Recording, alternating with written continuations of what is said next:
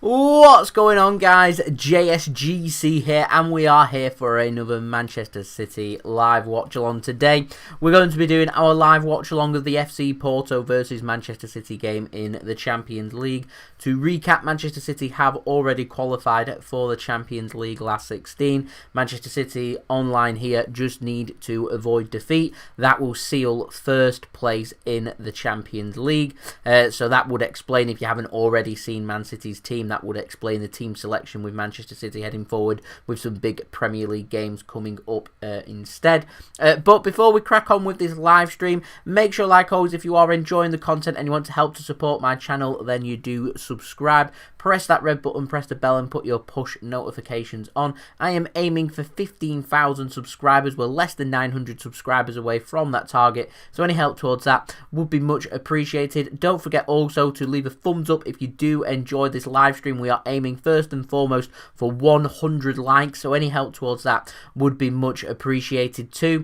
Don't forget also social media links, they're in the description below and also on screen just below me too if you want to go and follow me on my Twitter and Instagram. You can also find my email there if you want to hit me up for any sponsorships, for any videos, or any general business inquiries. And speaking of sponsors, this video and live watch along is sponsored and brought to you by OneFootball.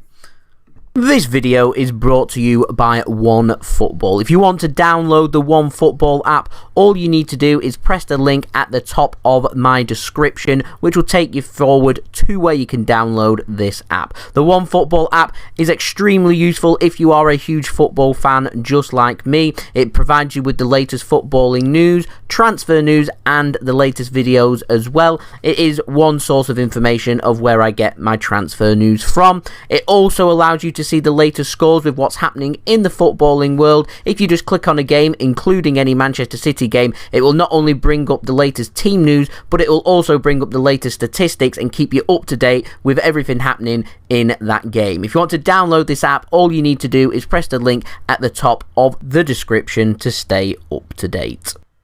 So if you haven't done so already, please do go and download the OneFootball app. That really would help to support my channel. You can download the app via the link, which you can find at the top of my description.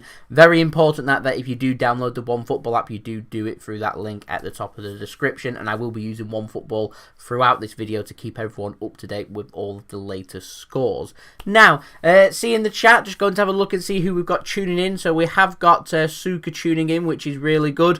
So welcome, Suka. We've also got Junior tuning in, Adam as well, saying JSGC, you are the king. So thank you very much. That is much appreciated. We've got Rico in the chat. We've got Frank also in the chat too. We've got PS4 Kipax. We've also got Mum as well.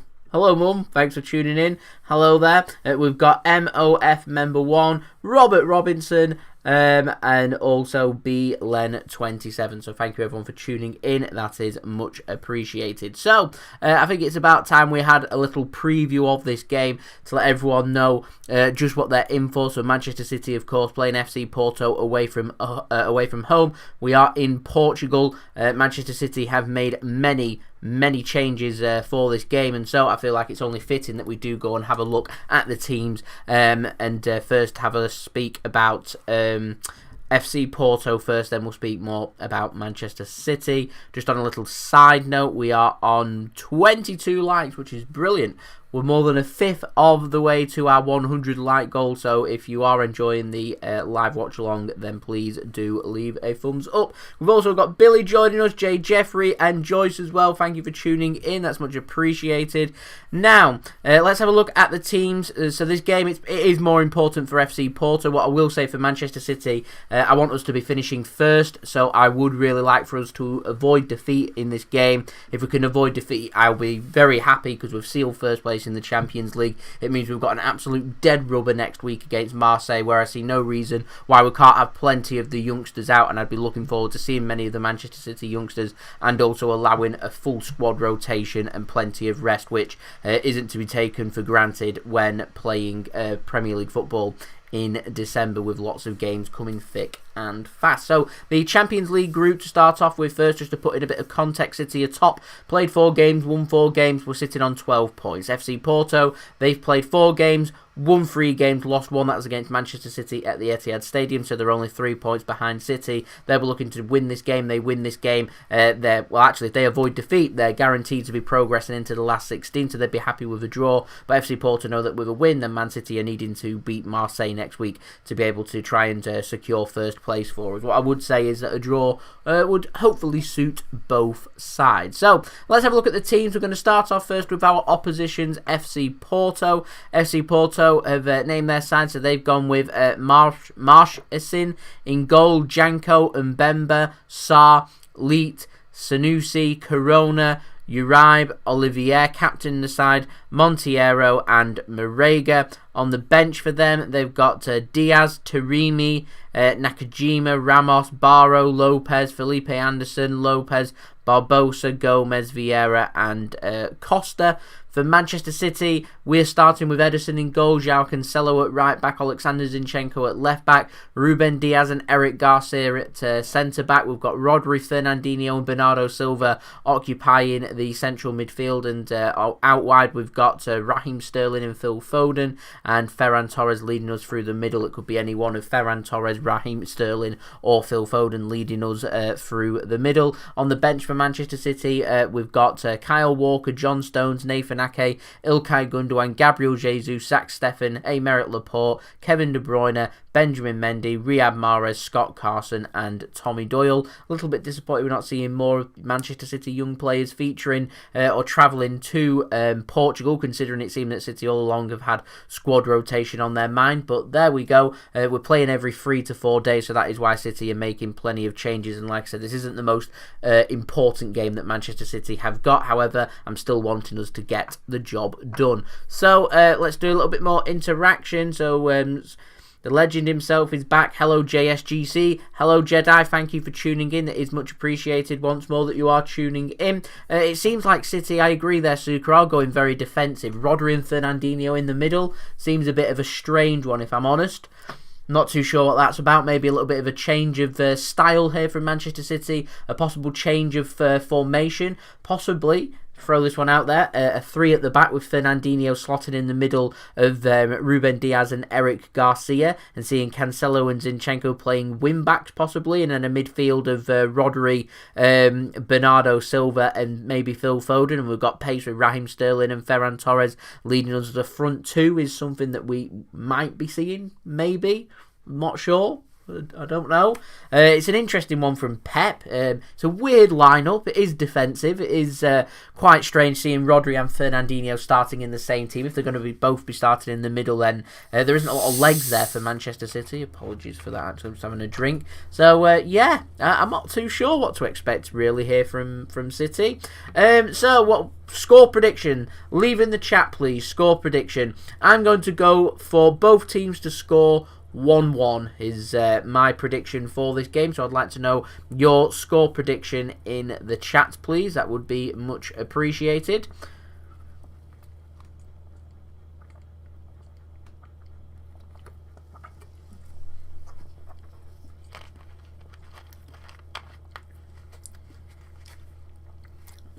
Interesting to see how FC Porto also approached this game. They were very defensive but very aggressive when we played them at the Etihad Stadium, so it made the game a little bit more... well, the game didn't really flow if we think back to that game at the Etihad Stadium between City and Porto.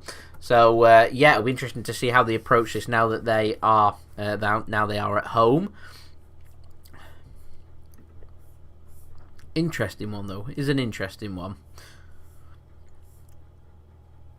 Finished, was it 3-1 I think to City on that game against FC Porto, so it'll be interesting to see what happens there. So Jedi going for 2-0 to City, Riffish going for 2-1 there to City, Duke going for 3-0 to City, Suka going 2-1, Kipak's going 3-0, Adam going for 3-0.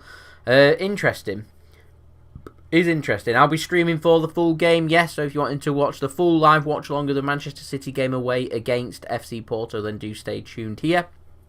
That is what we'll be covering. I'm going for 1-1. I'm going to go for Man City's goal to come through.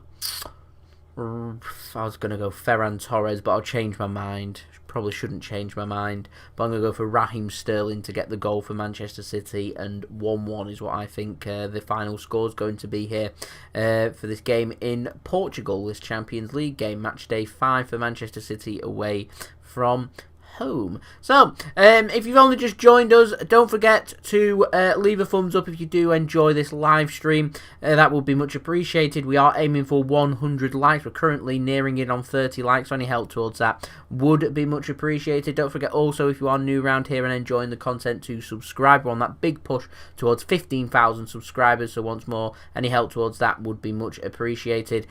Also, don't forget to download the OneFootball app now through the link at the top of my description. That would really help to support my channel too.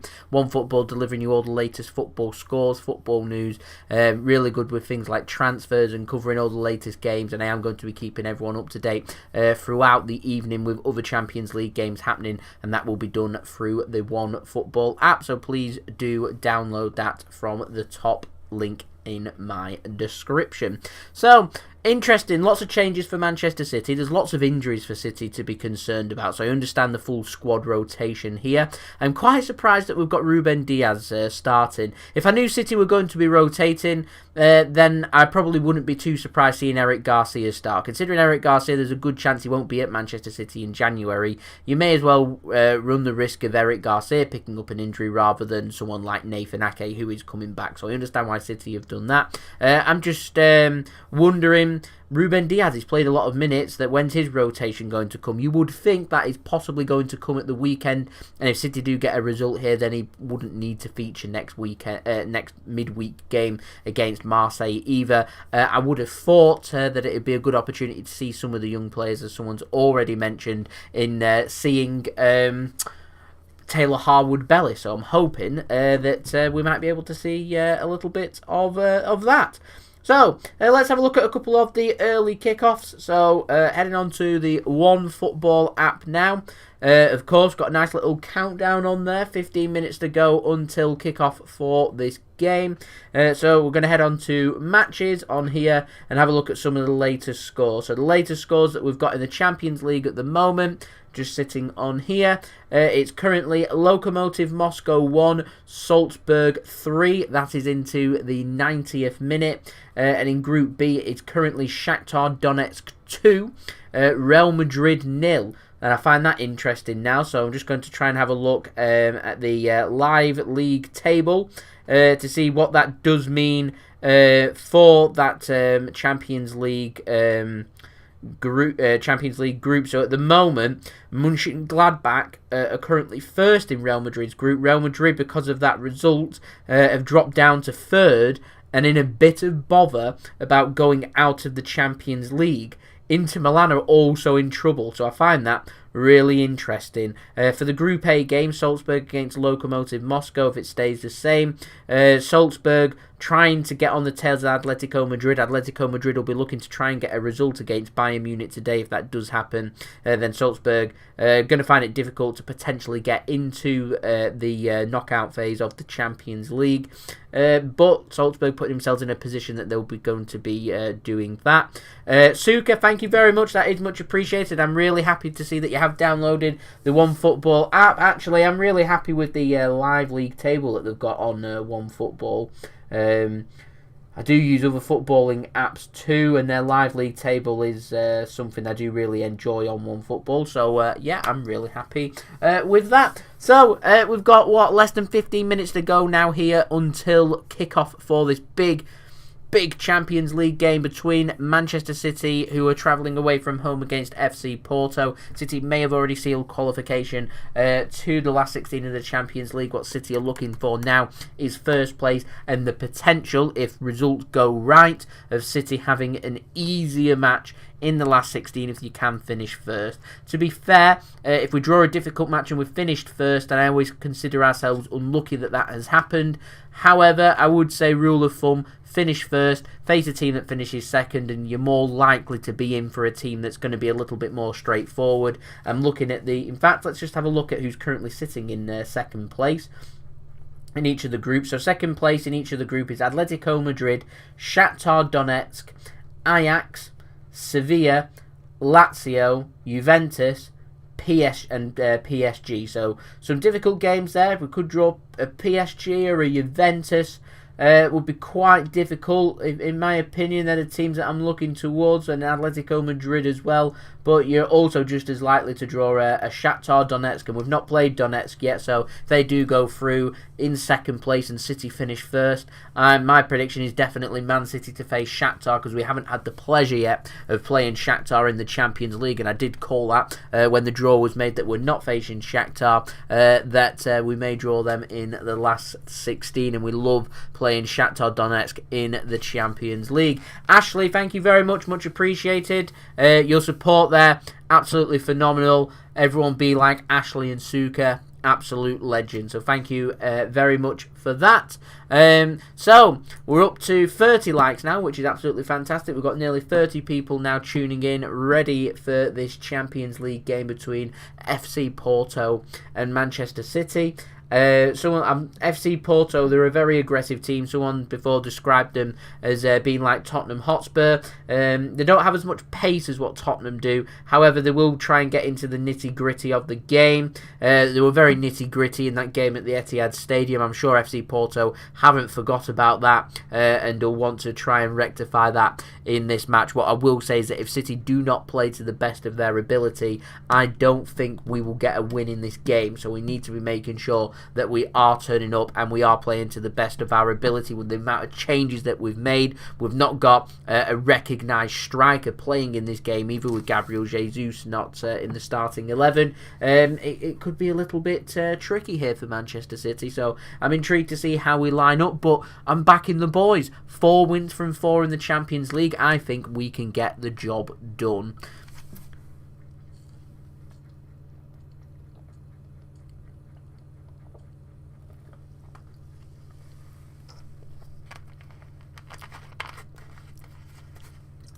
It was nice seeing John Stones back to his best. And I think John Stones in with a good chance of starting in the next Premier League game. I'm happy Kyle Walker's got a rest. I'm happy that Benjamin Mendy's put in a couple of good performances and he's getting a rest, so he should feature against Fulham too. And a little bit of a rest for our midfield, so Kevin De Bruyne, Ilkay Gundogan. I think it's the first Champions League game that Ilkay Gundogan's not started in Man City's midfield since 2018, is what I was reading before, which is an absolutely crazy stat there. But I'm looking forward to seeing how Bernardo performs. If he does go in the middle, how he ends up manoeuvring that. I'm wondering if we are going with a midfield straight of Rodri, Fernandinho and Bernardo Silva, as to whether Fernandinho's then going to push himself further forward, which again, I find that quite interesting. I'm looking forward to seeing that, but I'm looking towards City's front three. Phil Foden, now a senior player at Manchester City, looking forward to seeing 90 more minutes of Phil Foden. I'm looking towards Raheem Sterling and Ferran Torres, two very good football players in being able to make the difference there for Manchester City. Lots of pace, lots of skill, both fairly decent finishers as well, so I'm looking towards them here, possibly for the goals. But it looks like a bit of a mixed match this from City, so I'm wondering what's going to happen. I'm genuinely interested to see what does happen in this game. Hi Dad, thanks for tuning in. I am very well, thank you very much. Hope you are okay as well. I have seen our schedule. We are playing Boxing Day. We are playing the 28th. It isn't uncommon for that to happen in England. You normally get playing over Christmas. Normally, you're playing 2 games over 2 or 3 days. Isn't uncommon. That's why City have a big squad, lots of squad rotation. So, yeah, it is what it is. Happens every year, so you've got to get on with it, really. What I am happy for is that once you get past that game on the 28th, that City aren't playing until after New Year's Day, which gives us a nice little break, because normally you end up having another game around New Year's Day, which again just makes that just a little bit more tricky. But TV still haven't announced, or have they announced? I'm not sure if they have announced their December games, and if they have, then yeah, I'm pretty happy with our festive schedule, if I'm honest.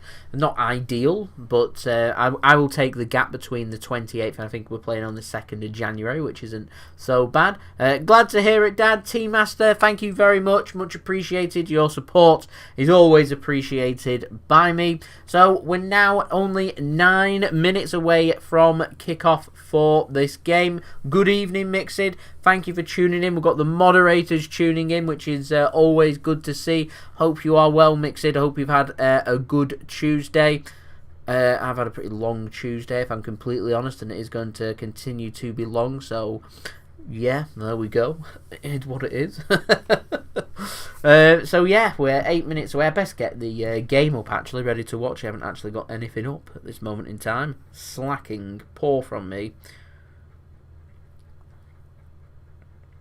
Poor from me. So, we'll get it up now. So, the game, if you're not aware, in the UK is on BT Sport, just like always.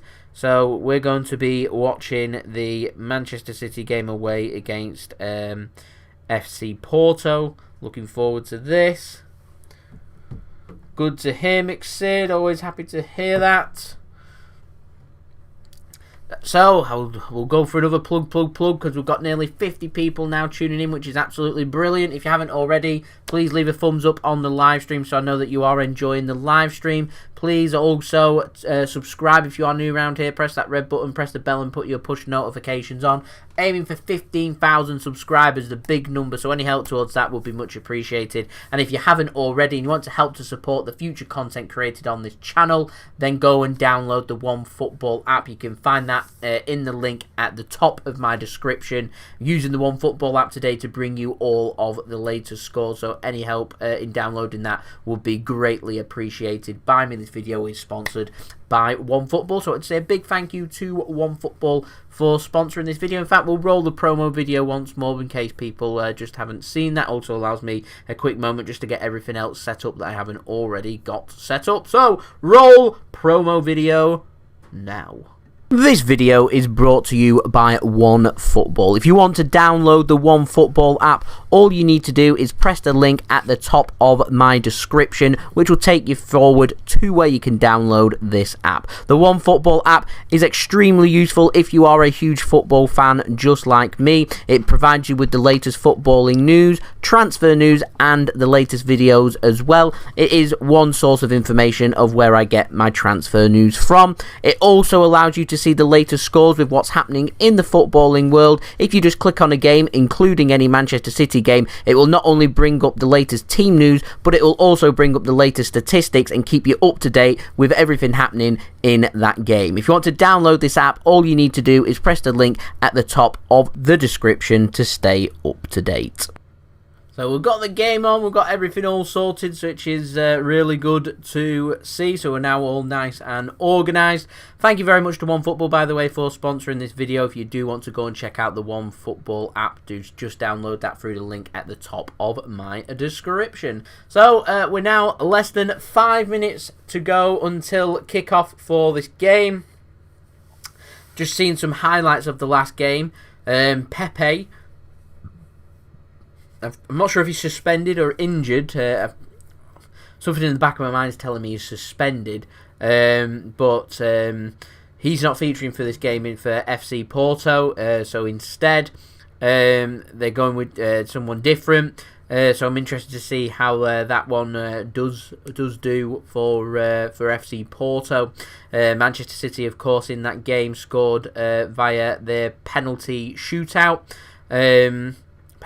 Scored via the penalty spot, which came via Sergio Aguero. We also saw Ilkay Gundogan scoring for Manchester City and Ferran Torres for that game. So it's finished Shakhtar 2, Real Madrid 0 and Lokomotiv Moscow 1, Salzburg 3. They are now both full-time results in the Champions League. You've got the Man City game against FC Porto away from home, which is what we're doing the live watch-along. Also tonight you've got in our other group game Marseille taking on Olympiacos. From the other games you've got Atletico Madrid taking on Bayern Munich, Mönchengladbach taking on Inter Milan, where Inter Milan are needing a win, Atalanta taking on Midtjylland, and Liverpool at Anfield taking on Ajax, which Liverpool will be hoping to get their job done after they didn't do it in their last game. So there we go. So we've got the players coming out of the tunnel now for this match between FC Porto and Manchester City. Really looking forward to this game. I'm hoping we're going to have a nice lively, entertaining game is what I'm hoping for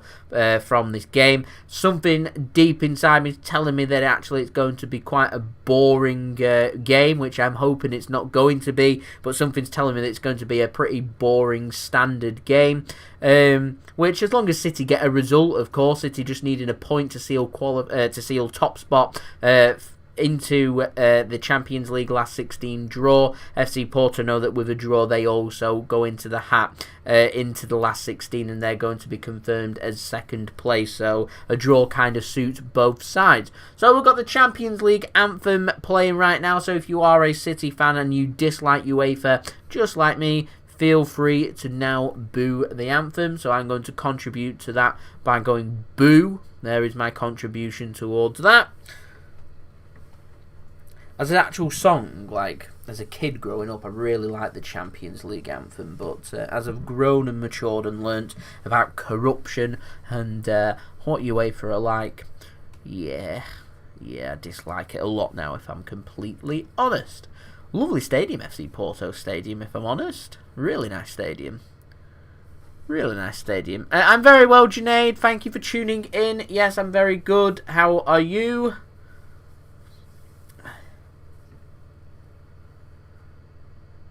How are you? How is everybody?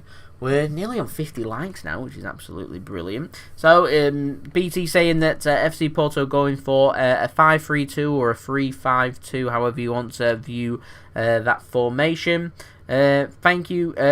Yeah, good, Junaid. Glad to hear it. The game hasn't kicked off just yet. It will be kicking off in about 2 minutes' time.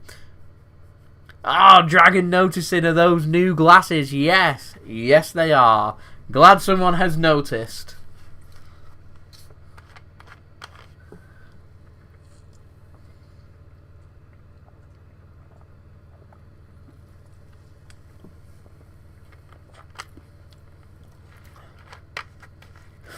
So we've got a little coin toss.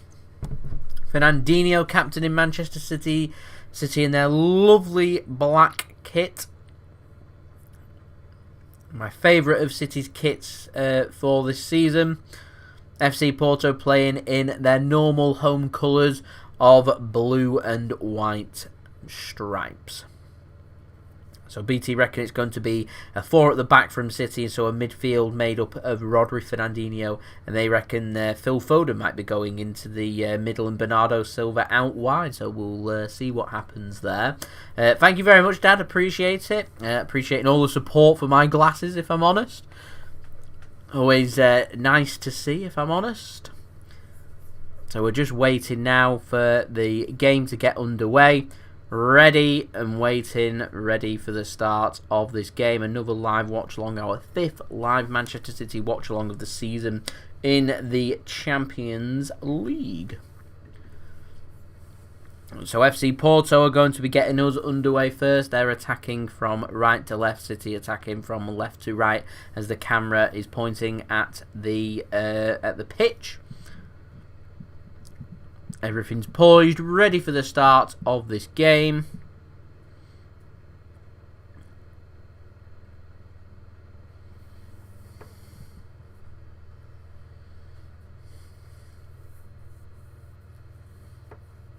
Players take the knee.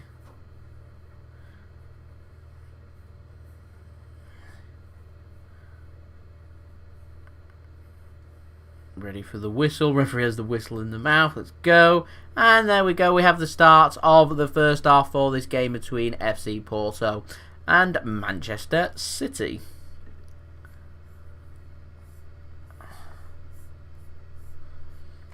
So it's Manchester City with the possession early on, bringing us forward down the right-hand side. It's Joao Cancelo. Is looking like a 4 at the back possibly here from Manchester City, but that remains to be seen as to how we're going to play the game. So Zinchenko brings us forward. A little bit of space on the left-hand side. City come forward. It's intercepted well by FC Porto. The second ball is won by Manchester City, and it's going to be an early goal kick there to FC Porto. As we get a shot of the coach of FC Porto, whose name I'm not going to attempt because I can't say it. Sorry. And then we get a shot of Pep. So, goal kick comes under, muddled up. Goal kick, goalkeeper resumes play for the game. Ball does ping pong around before FC Porto win themselves a throw-in inside the Manchester City half.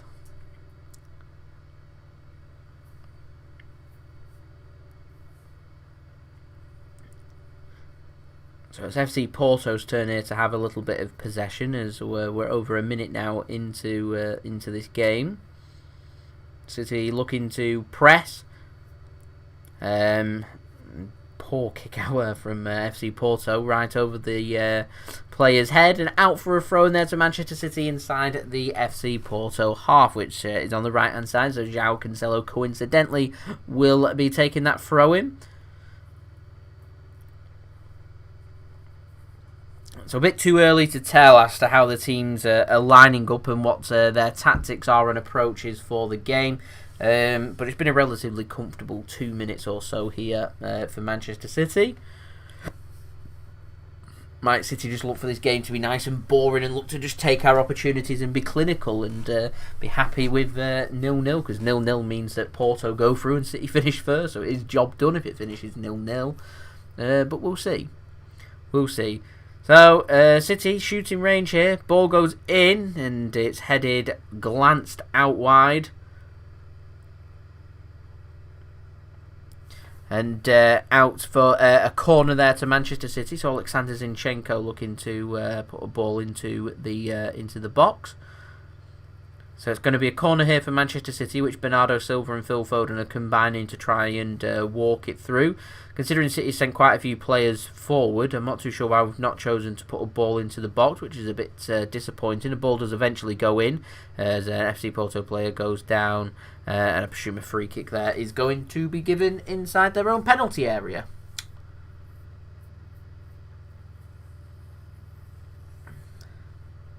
Wasn't too much in that. I'm sure Fernandinho will be disappointed not to get his head on that, if I'm honest, but there we go.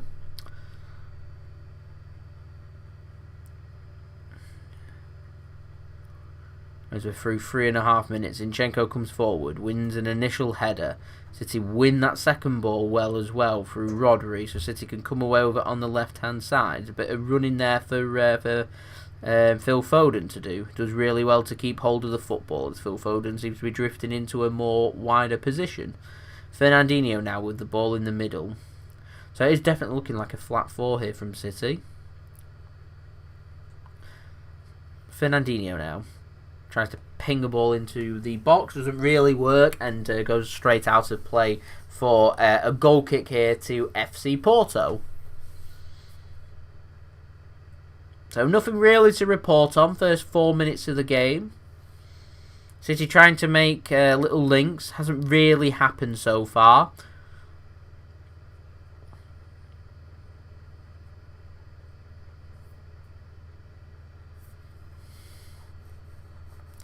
As the ball comes forward, initial header won really well there by Ruben Dias, and Man City can come away with the ball. FC Porto do keep the ball from going out of play though, so they can have a little bit of possession now. He's inside their own half though. As Delu's going for Man City prediction to win 2-1. Bit of pressing in the penalty area there from City. Is cleared though by FC Porto. Glanced clear though. And Zinchenko manages to find Phil Foden on the left-hand side. Phil Foden goes with an early ball into the box and headed behind for a corner to Manchester City once more.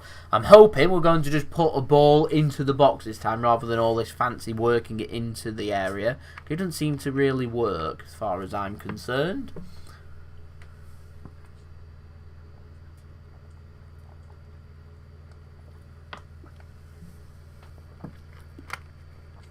And they are working it great. Just don't understand it. Sent the players forward and not putting anything into the box. Eventually it goes into the box and it's over hitting out for a goal kick. What a waste. Why not just put a ball into the box? Save everyone the time. Just put a ball into the box. Stop faffing around with corners. That's all we've learnt in the first 6 minutes of this match. It has been pretty boring. Is that Man City don't feel confident enough to put a ball into the box, instead of working it and passing it, and then the end product coming to absolutely nothing, which is really disappointing. So we've got over 50 people now tuning in, which is absolutely brilliant. So welcome to everyone for tuning in. Please do leave a thumbs up on the live stream if you are enjoying the live stream. Don't forget also, if you're new around here, to subscribe, press that red button, and also download the OneFootball app too. You can do that through the link at the top of my description. So FC Porto now with control of the football at the back, working it well into midfield. They're looking for a bit of width into the Man City half. They exchange a couple of passes before going backwards. All about ball retention at this moment in time for FC Porto, looking to not try and put themselves under a lot of pressure. They just hoof the ball clear through the goalkeeper, and it just goes through to his opposite counterpart, Ederson, who just neatly just plays a pass out for Manchester City now to have another wave of an attack, and also to keep possession. As we're through 7 minutes here in Porto, it is FC Porto 0, Manchester City 0. City now on the attack on the left-hand side. Zinchenko puts a ball into the box, doesn't beat the first man. It's cleared. City looking for a free kick. The advantage is played. Instead, Zinchenko has it on the left-hand side now. City, nice little bit of interplay. Look to switch play. They do, but via the header, it is cleared by FC Porto and goes out for a throw in there, but it will be a throw in there to Manchester City. So City's getting themselves into some nice little positions, and then the ball into the box. Their end product isn't really, or hasn't really been there for the first 8 minutes or so of this game. Kai Havertz, I'm sure it's not the player, but thanks for tuning in anyway, saying hello. So hello there, thank you for tuning in, much appreciated. Fernandinho now for Manchester City brings us forward into the FC Porto half. Bernardo Silva threads a pass through. Raheem Sterling looks to try and control the ball and twist backwards, but instead the sliding tackle comes in. But it does mean that Manchester City do win themselves a corner here. Had to be a well-timed challenge, that. Adash, I agree with you there. I would take a 0-0 because it means we get first place. No injuries would be fantastic as well. And yeah, we can move on to the Premier League game at the weekend. So City finally do decide to put a ball into the box from the corner. It wasn't a terrible corner in either. It had to be dealt with by FC Porto but it has gone out for another corner to Manchester City, this time on the opposite flank. If I'm honest, if I'm putting a corner in for City, I'm looking for Rodri. I'm looking for Ruben Dias, the two of the tallest City players. As a corner comes in, it's not a bad one from Foden. Beats everybody though, so it goes out to the opposite flank. Ball comes into the box, doesn't beat the first man. It's cleared by FC Porto. The header is won by Manchester City, and a really good tackle there for City ensures that FC Porto don't come away with a counter-attack there. That could have been quite problematic. Zinchenko now plays the ball out. Fernandinho with the ball. But it's a nice little thread through now into the penalty area. A nice little dummy. Zinchenko just drills it across, and City couldn't really get their feet sorted out to get a decent shot away. So that's disappointing. Venom, watching on BT Sport here from home. As Man City pick up a throw-in. So we're through 10 minutes now of this game. It is FC Porto 0, Manchester City 0 here.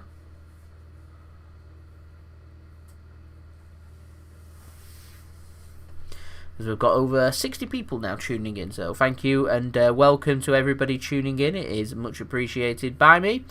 As City now have the football. On the left-hand side, it's Oleksandr Zinchenko. He's made a lively start to this game, Zinchenko. Been popping up all up and down that left wing. Hello, Callum. Thank you for tuning in. Much appreciated.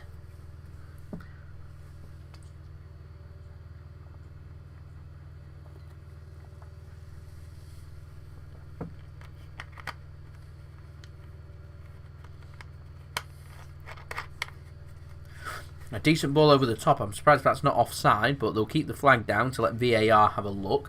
Goes out for a corner. I wonder if the flag has now gone up. As I think Ferran Torres was just offside there, and that ball played through. Right idea though from City. The offside flag has gone up, and it is going to be a free kick for FC Porto, which their goalkeeper will take. So who's the ball forward for them? Decent chip means that they've got possession, but run straight out of play. Crazy.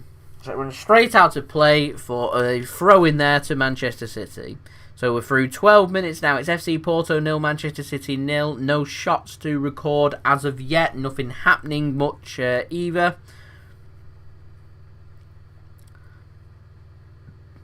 Both sides seeming like they want to find their feet in this game. City have made a lot of changes into this game, which would explain a little bit of the slow start for City here. FC Porto, they'll be happy to keep it at 0-0, to stay in the game and look to capitalise when they do manage to create some opportunities, is what they'll be looking for.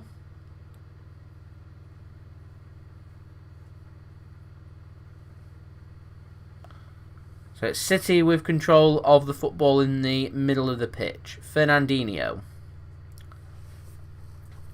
works the ball out in the defence, all the way to Oleksandr Zinchenko on the left-hand side, bringing the ball forward for Manchester City. City well into the FC Porto half now, looking to try and muster up a chance here as they're forced backwards through Zinchenko. It's Ruben Dias now. Nothing too much on there, and the ball is given away eventually by, I think that was Aymeric Garcia, as FC Porto look to spring themselves a counter-attack, and they do. Onto their left-hand side, Man City's right-hand side.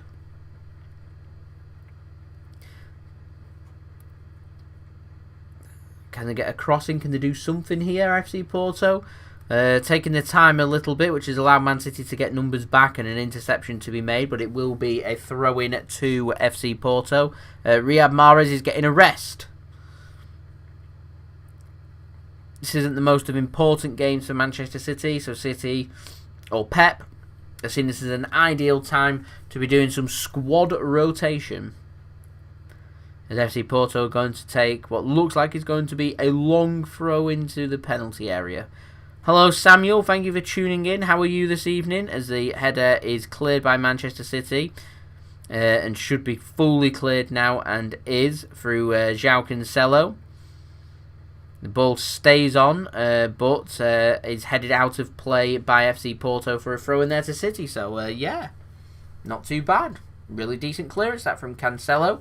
Cancelo's having a really good season this season. Was very hit and miss last season, but this season I think Cancelo has been decent since being given a run of games in the first team. And going on the left-hand side, he's managed to solidify himself as a decent player, and it's seen him starting more and more, whether that be on the left or the right side of defence for Manchester City, which is really good to see. As City bring the ball forward, it's Bernardo Silva. A little bit too much on that. I think City do manage to keep the ball in play, but the ball is caught by the goalkeeper. And so FC Porto can come away with the football as we're through. Well, like it did go out of play actually for a goal kick. So goal kick given.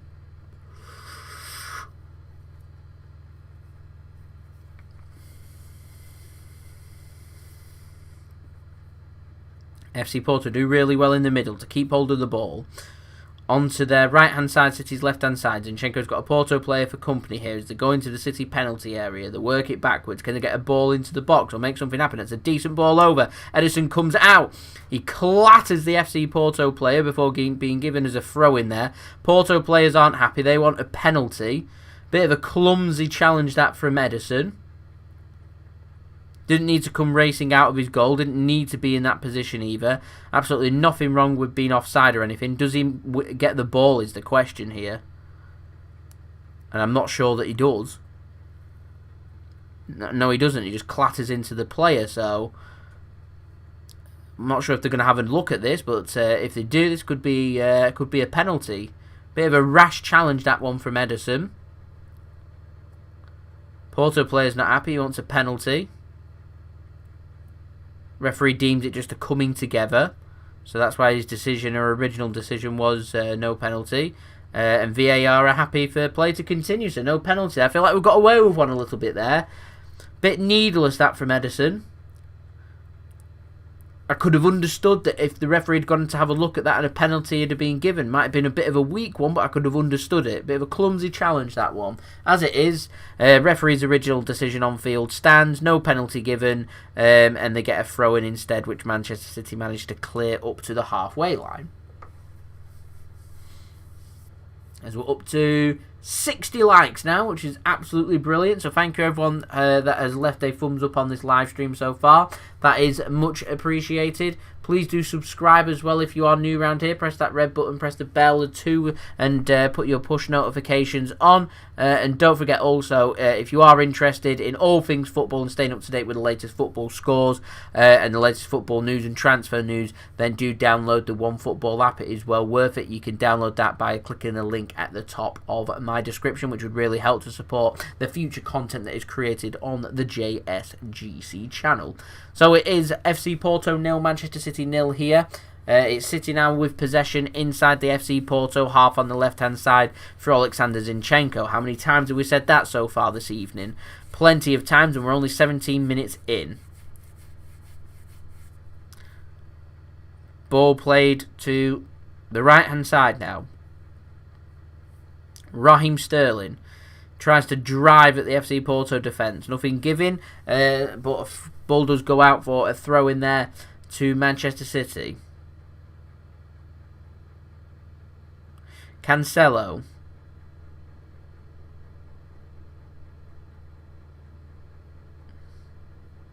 Ruben Dias now. Zinchenko.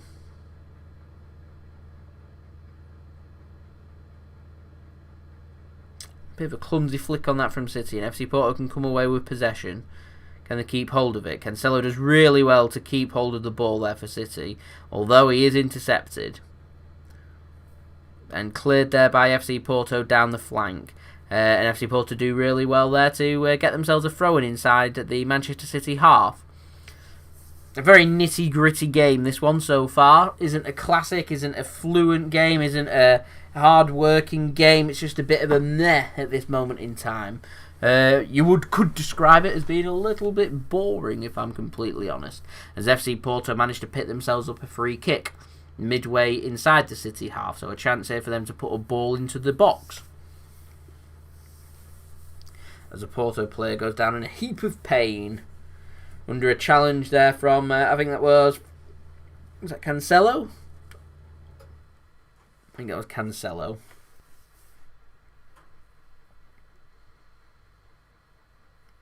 So the physios come on.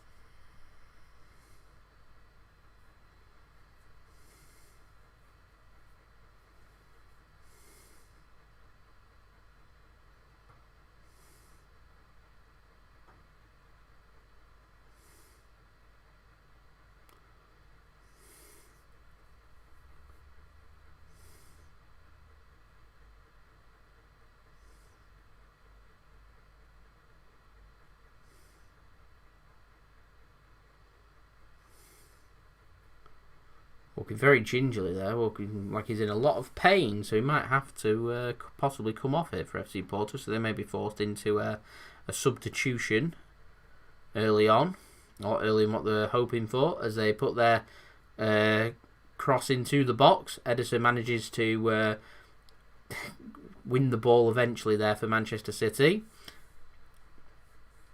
So he tries to take the catch. He's following through into outside the penalty area, so he lets go, kind of rolls the ball out for himself, then just boots the ball along straight to the FC Porto goalkeeper.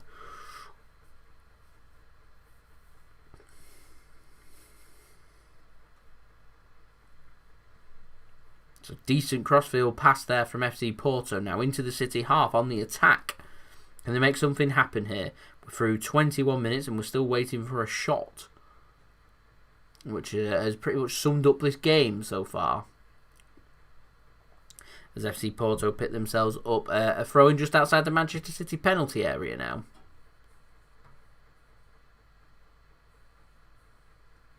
It's going to be another long throw. So it'll be interesting to see what they do with this. Ball goes into the box. Flicked on. It's a big chance and a good save from Ederson. Our first chance of the game so far. It falls to FC Porto. And Ederson is more than a match to that. As Man City come away with it on the counter-attack. Phil Foden, ball threaded through. One-on-one. Chance here for Man City. And it's a great save and it's wide. I think the offside flag does go up eventually, so it would have been disallowed nonetheless for Man City, but they wasn't to know that. It's a decent save there from the FC Porto goalkeeper, attacking from both ends. It looked onside to me, so that goal, in my opinion, probably would have stood as it was. A good save nonetheless, though, from the FC Porto goalkeeper. A decent opportunity there for Ferran Torres and a decent opportunity at the other end for FC Porto first, as a flicked on header was dealt with well by Ederson. So alas, some opportunities and talking points with things happening.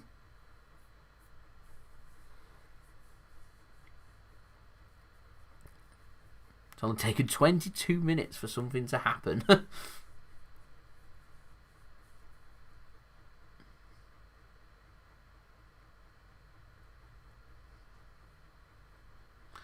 Great bit of play this from City. They come away with the ball once more. Can they thread a pass through? They tried to get one through to Raheem Sterling. Doesn't really pay off though, as FC Porto managed to intercept the through ball.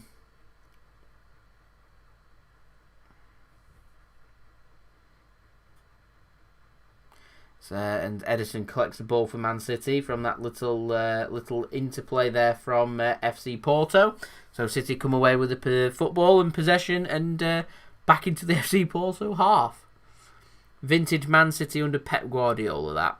Working the ball really quickly in them defensive areas to turn that defence into midfield. YK, nice to see you back. Long time no see.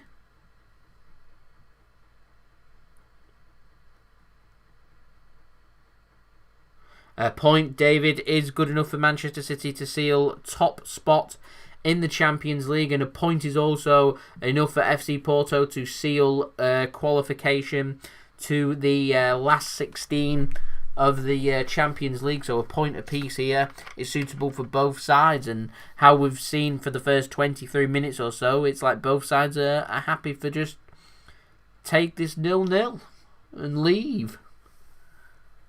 Which is obviously not what I was hoping for from this game, if I'm honest.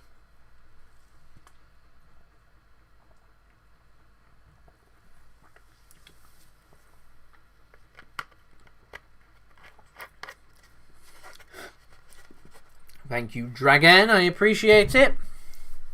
I do pay attention to who's in my chat and who my subscribers are and who pays attention and interact with me. I like interaction. As a cross comes in, it's deep from Man City. Collected though on the right hand side. Cancelo, can he get a ball into the box? He's twisting, turning, gets it in, fires it in. A lot of pace into that. Doesn't really beat the first man, and City can come away with the football once more.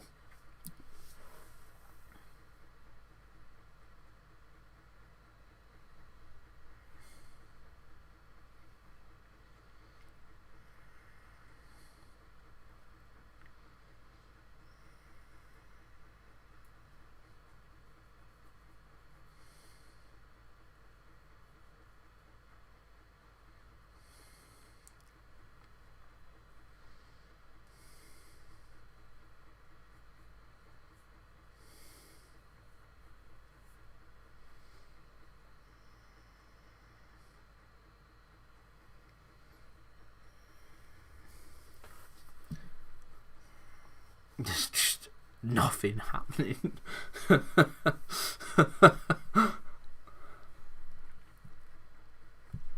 Oh man, I feel like next week's game against Marseille is going to be like this as well. As ball possession is 64% possession in favour of Manchester City. A lot of possession here for City, not really doing too much with it. It's taking a counter-attack of all things for Man City to muster up something before the offside flag went up, so that doesn't actually count towards the statistics.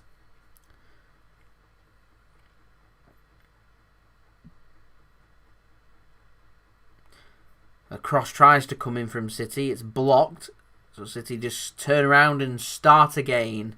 Get them engines fired up and just look to start again. It's Fernandinho in the middle for City. Plays it out wide. Oleksandr Zinchenko now. Phil Foden. Can they get a ball into the box? Can they do anything? No, they're forced backwards before City end up giving the ball away. And FC Porto look to try and spring their own counter-attack, but it's mopped up well by Manchester City through a misplaced pass from Porto. Now City through two passes find themselves clear on the left wing. Zinchenko twisting and turning. It's Foden now on the left hand side. Centralises it. Now trying their efforts down the right hand side, but before moving back to the centre. Split out to the left hand side. It's Oleksandr Zinchenko. A cross comes in. It's not great. Doesn't really again beat the first man. Fernandinho wins the header from the clearance. Another good ball into the box though from Zinchenko. Before I thought the referee was going to give a free kick there, but hasn't. And City are looking to try and win the ball back. They don't, so FC Porto do come away with it really well. So a chance here for FC Porto to perhaps try and find a little bit on the counter-attack. It's intercepted well by City, but mopped up by FC Porto. Kind of puts a sting in their little momentum of thought of a counter-attack there. So not a bad little interception from City. As we're through 28 minutes here. It's FC Porto 0, Manchester City 0. We're currently on this live stream up to 67 likes, so we're only 33 likes away from 100 likes, which is my aim, which is absolutely brilliant. We've got nearly 60 people tuning in, so if you are watching this and enjoying the live stream, please do leave a thumbs up on the live stream. Don't forget also to subscribe if you are new around here. Press that red button, press the bell and put your push notifications on. And we're aiming for 15,000 subscribers, so any help towards that would be much appreciated. And please do remember to download the OneFootball app to stay up to date with the latest football scores, latest news and transfer news. You can download that through the link at the top of my description. Doing so will really help to support the future of my content that I do produce on this channel. So City have a corner, they work it, play it to the back post. It's cleared by FC Porto. I'm really not a fan of this working the corners. Just put your corner into the box, put a ball in, test the FC Porto defence, see what happens. Too much faffing around. A deep ball comes in from City. It's well held onto by City before the offside flag does go up. So this has been anything but fluent from Manchester City. We've had a lot of possession, but not really creating anything with it. As Bernardo Silva looked like he was onside then. So there we go. Bernardo looking like he's in, like me, looking like he's in bit of a need of the haircut.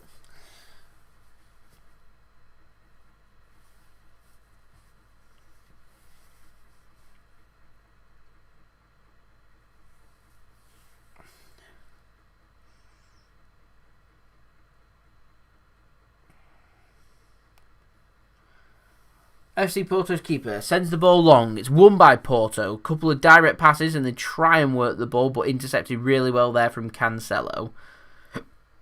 Excuse me. City now look to try and spring their own counter-attack. Phil Foden does really well through pressing. A little bit of a mistake there from FC Porto means City get a throw-in, which is inside to the FC Porto half. City just take their time, work the ball backwards now. It's Ruben Dias on the football. Plays it to Fernandinho.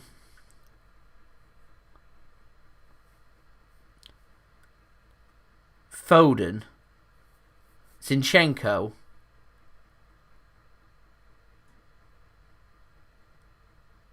Thoughts on Cancelo? I think he's had a solid season. Don't think he's having too bad a game here as well. That's my opinion. a decent player, and I'm really happy after struggling for the first season or so at City that he's started to settle in, and we are seeing the best from Cancelo, which is really good to see, in my opinion. Ederson now. Fernandinho. Down to the left-hand side, it's Zinchenko bringing the ball forward for Manchester City. Eric Garcia now. Fernandinho.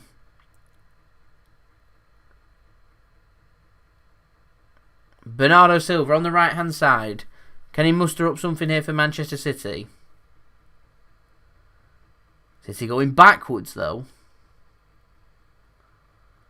So Porto just holding a very strong defensive line here.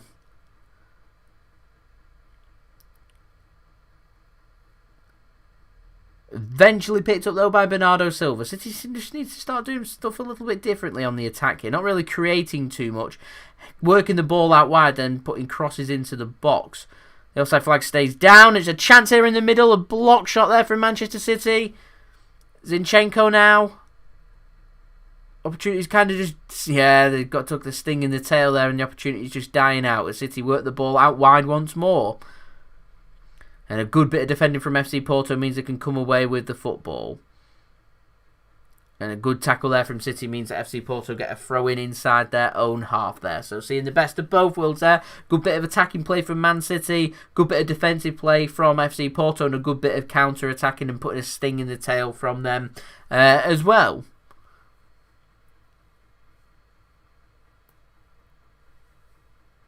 So we're through 32.5 minutes here. It's FC Porto 0, Manchester City 0 in the Champions League. Match day 5 of the group stage.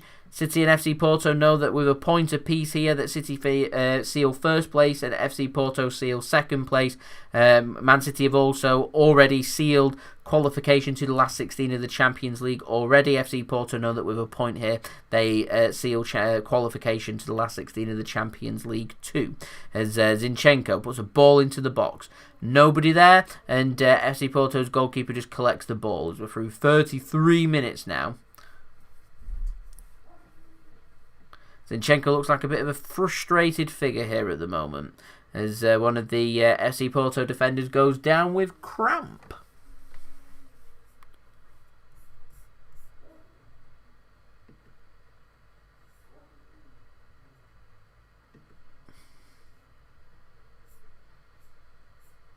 So how many have we got now? 72 likes. We're only 28 likes away, which is really good to see.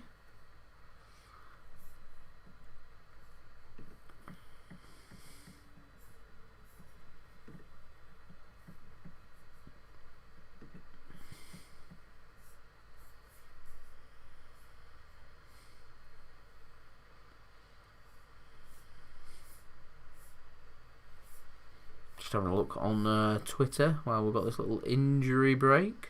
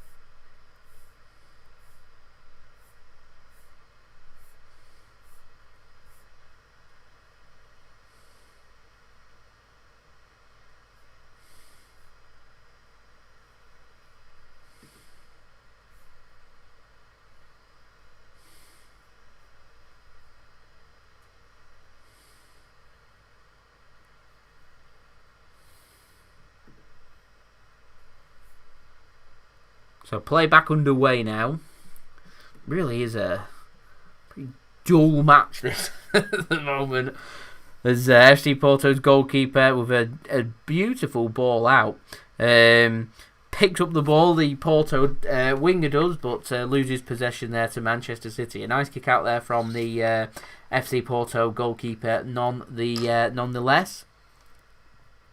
I think they're just looking to keep City at bay. and make it difficult for City to create opportunities. Although that is a wonderful ball and a chip chance and out for a corner to Manchester City. It looks like that was an opportunity. That was a great ball in. I'd like to see a highlight of that one. As Raheem Sterling just looked like he just took a half a second too long there to make his mind up, and it's a great interception there from the FC Porto defender. Fist bumps the air with his own defending there. Yeah, Sterling just took too long there, making his mind up, waiting for the ball to come back down. Needed to take a touch just first time. But City have got a corner here. Into the box. Looks deep. The header's won by FC Porto. Only as far as Raheem Sterling, though, on the left-hand side. Goes into the box. Has a shot. It's blocked off the line. Decent opportunity and a really decent hit from Raheem Sterling, but it is cleared off the line there by FC Porto. So City started to make stuff happen at last after 36.5 minutes. Thoughts on Raheem Sterling? Had a bit of a quiet game. Had a bit of a quiet season. Decent hit that, though. Nearly got himself on the score sheet. Score, please. 0-0. Just at the bottom, my right-hand side.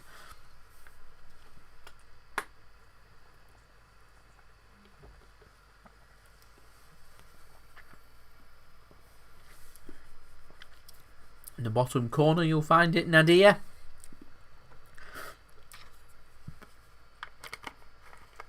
Fernandinho now for City. Makes the interception. Wins the ball high up for us. Bernardo Silva now. He's played that too much behind. I think that was Joao Cancelo, and goes out for a throw-in to FC Porto, just on the outskirts of their own penalty area. I think that's Bernardo Silva more kicking the defender rather than the defender bringing Bernardo Silva down for a penalty there, so no penalty in my opinion. It's Lemonade. It's Sprite.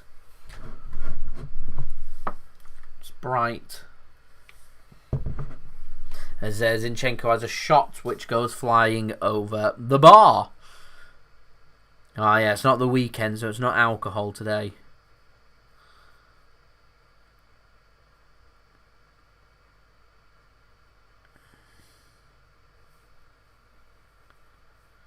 It's a really decent effort that from Raheem Sterling.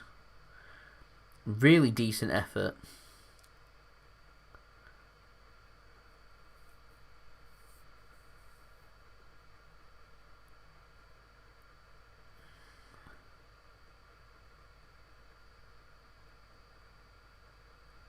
Anyway, Ederson with the ball for Manchester City. Bringing the ball forward. Ruben Dias now for Manchester City. Bringing the ball forward once more. Although pressed high up here. FC Porto with an opportunity. Can they get a shot away? Can they make something happen? City running around like headless chicken. And ball is high and wide there from FC Porto, around 25-30 yards out. A decent opportunity in a decent position then. They're probably going to be disappointed not to at least be getting it closer to being on target. It was quite a bit high and wide that in the end. Sliced from the FC Porto player. So the score remains 0-0 here.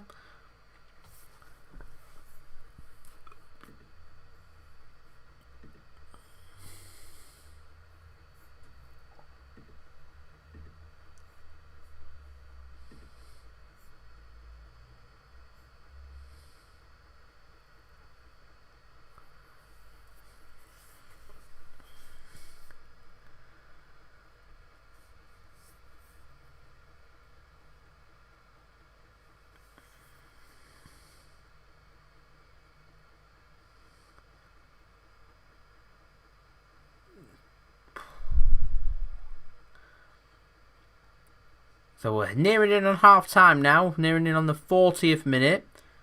Oh, just put it through his legs there. I think that's Fernandinho bringing down the FC Porto man. Is it Takato? Is that how you say his name? I don't know. Anyway, he wins a free kick for FC Porto. It's an elbow to the face. Where Fernandinho, by accident, of course, just puts it through his legs and just raises his arm as he reacts to that. Nothing malicious in that. like it's hurt the player though. There we go.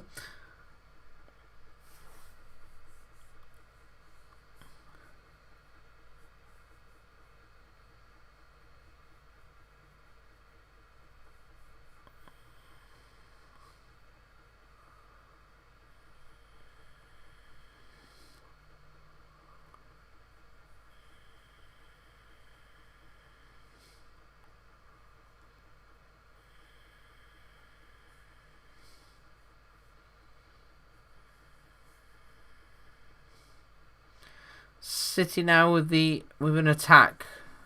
Surely a free kick, and it is a free kick there to Manchester City as Bernardo Silva goes down. So it's on the left hand side. It looks about 35 yards out.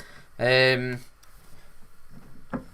position to be shooting from, so I would have thought City would be better with a ball into the box. Bit of a cynical foul that from FC Porto, to make sure Bernardo Silva's not going any further. So a chance here anyway for City to maybe put a good ball into the box, you would hope. As Fernandinho got some afters from his earlier challenge from an FC Porto player. As I think Fernandinho will be okay to continue, if I'm honest. A decent position this for City if they can put a really good ball into the box here, you know.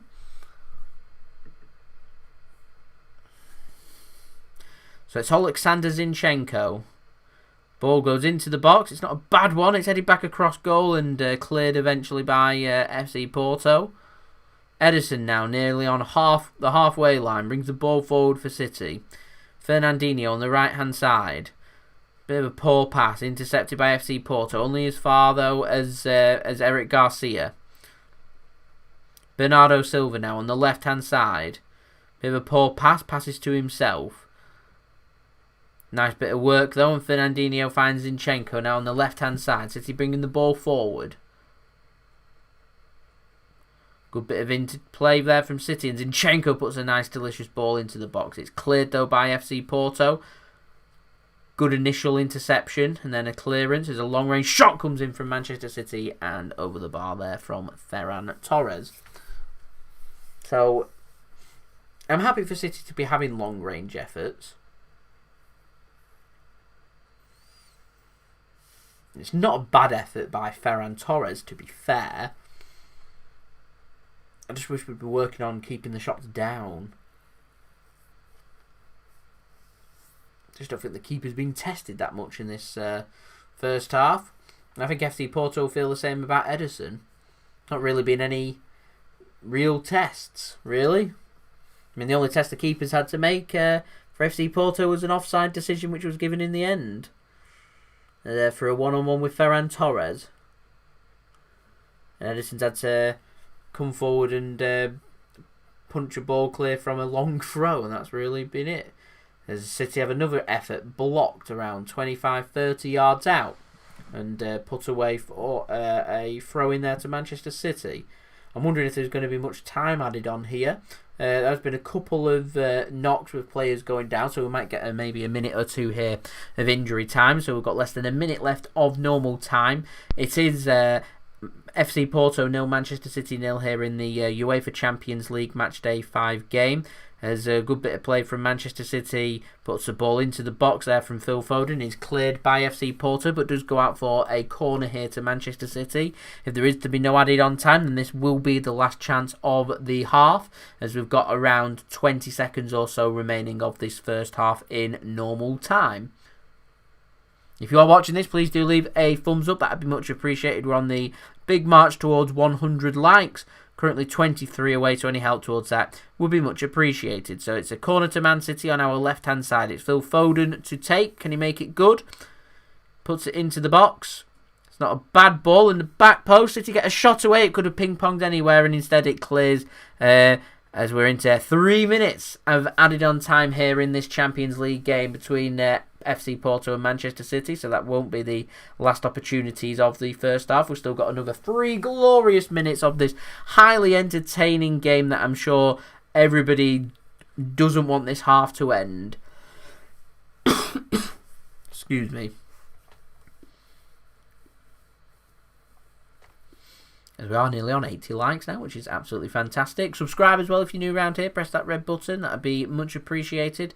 Less than 900 subs away from 15k subscribers, so any help towards that would be much appreciated. And don't forget also to download the OneFootball app too if you're interested in staying up to date with the latest football scores, the latest football news and transfer news too. Then do download the OneFootball app. Do that through the link at the top of my description. Would be much appreciated by me. It does help to support the content that I am creating for you guys. As a free kick here is going to come in from FC Porto just inside the Man City half. They choose to run the ball. The cross comes in. It's deep. They do pick up the loose ball though on the outside of the Manchester City penalty area. A cross comes in again from FC Porto. It's blocked, although they manage to still get control of the ball and they get it back out wide again. A decent position this. They go for a, I'm not sure what that is, a pass, and it's cleared at the near post by Man City. Ball is brought back into the box, but cleared by Ruben Dias and then fully cleared by Manchester City now through Bernardo Silva as he looked to play a ball down the flank, but I think Ferran Torres didn't time his run too well, and so the ball peters out back to the goalkeeper for FC Porto. So I'm not too sure from City. It's a bit flat-footed from us at the moment. That's what I think. We look a bit flat, not too many ideas. Like a League Cup game, but we're playing a good organised team in FC Porto, so we're struggling to break them down. Unless things are forced in the second half or a serious mistake is made, I feel like this game's got 0-0 written all over it, if I'm honest, from what I've seen from this first 45 minutes.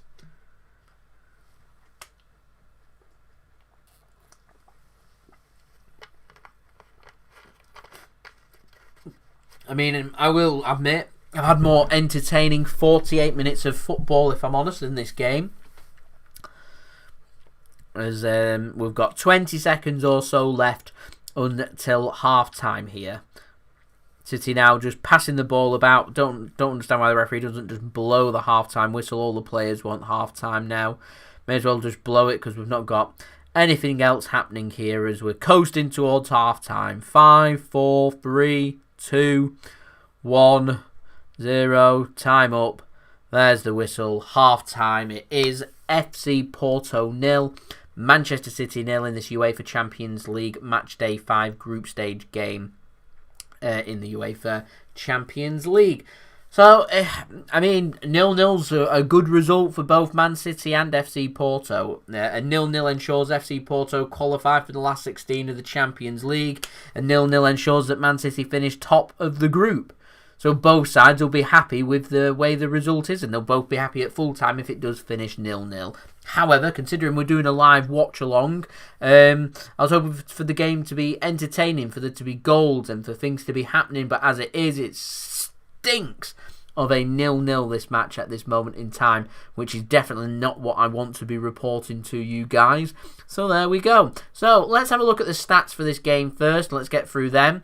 Then we're going to speak about the game, who the standout players are, where's some room for improvements for both sides, what I think might happen in the second half, and then we'll go through some scores from around Europe too for this evening. So FC Porto are having 31% possession compared with Man City's 69% possession. FC Porto have had one shot which wasn't on target. City have had 6 shots, 1 on target. Pretty poor return. Nothing great from either side there. City have had a couple of block shots too.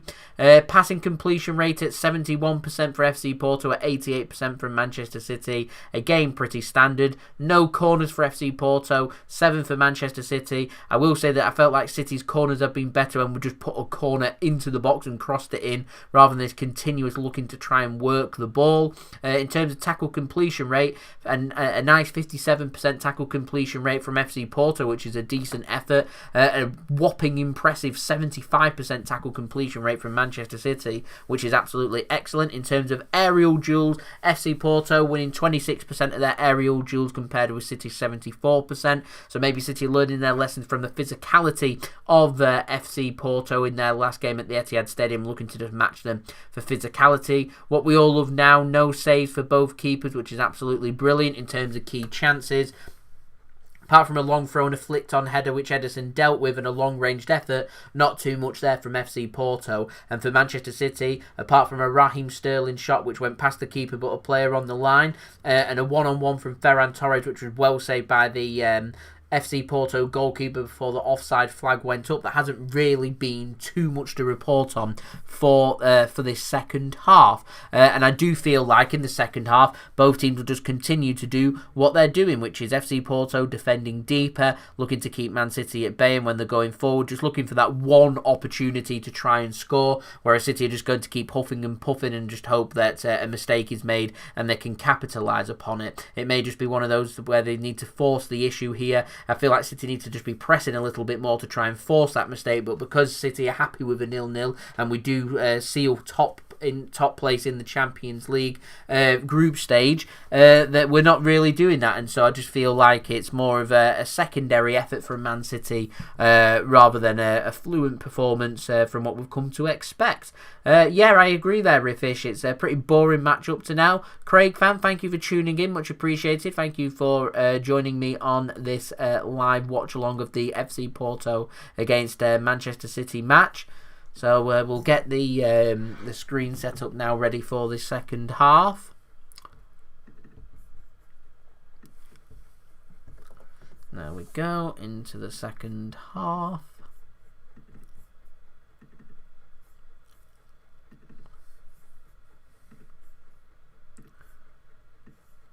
So yes, pretty boring, really. I'm hoping that City will be able to apply themselves more in the second half, and we might get goals. Although, way things are going, I would say that if I was going to have a bet, I would be betting on the dead cert of a 0-0.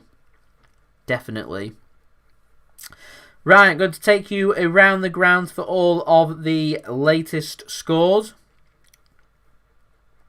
So we are using the One Football app to provide you with all these latest scores, which, of course, if you want to download the One Football app, you can do through the link at the top of my description. If you want to go and download that, that would be much appreciated. We're on the One Football app here, using it for the latest scores for this watch-along. So in the Champions League Group A, it's finished Lokomotiv Moscow 1, Salzburg 3. At half-time, it's Atletico Madrid 1, Bayern Munich 0, which is interesting. It's finished full-time in Group B, Shakhtar Donetsk 2, Real Madrid 0. Again, I find that interesting. Real Madrid in a little bit of bother and a lot of hard work to do. Next week, Borussia Mönchengladbach 1, Inter Milan 1 at half-time. In Group C, in Man City's group, it is Marseille 0, Olympiacos 1, and of course FC Porto 0, Manchester City 0. And in Group D at Anfield, it's Liverpool 0, Ajax 0, and in the other game, it's Atalanta 0, Midtjylland 1. So not really too sure, if I'm honest, on what to make of that. If I'm being completely honest with you guys. If I'm completely honest. Let's have a look around the other games that are currently happening around Europe. I know there's some games in England tonight.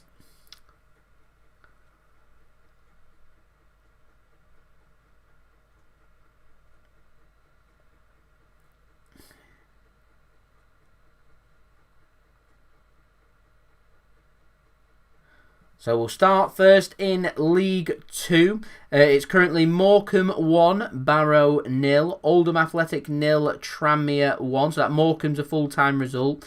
Oldham Athletic 0, Tranmere Rovers 1's in the 89th minute. It's Harrogate Town 2, Scunthorpe 5, that's full-time. Grimsby 1, Exeter City 4, full-time result. Forest Green Rovers 1, Newport County 1, that's in the 90th minute. And Colchester United 1, Crawley Town 1, and Bradford City 1, Cheltenham Town 2 are all full-time results.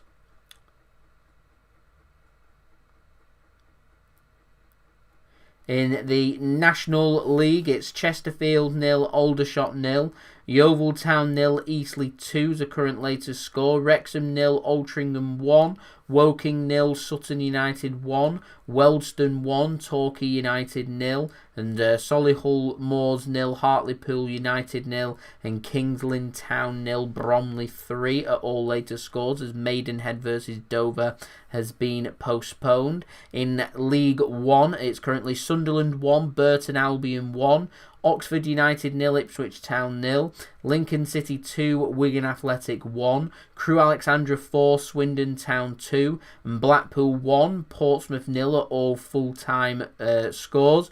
In the second half, it's Northampton Town 1, Fleetwood Town 0, and it's currently half-time Plymouth Argyle 0, Rochdale 3, so a little bit of success there for Manchester City Loney goalkeeper Gavin Bazunu. Into the Championship, full-time score, Cardiff City 3, Huddersfield Town 0.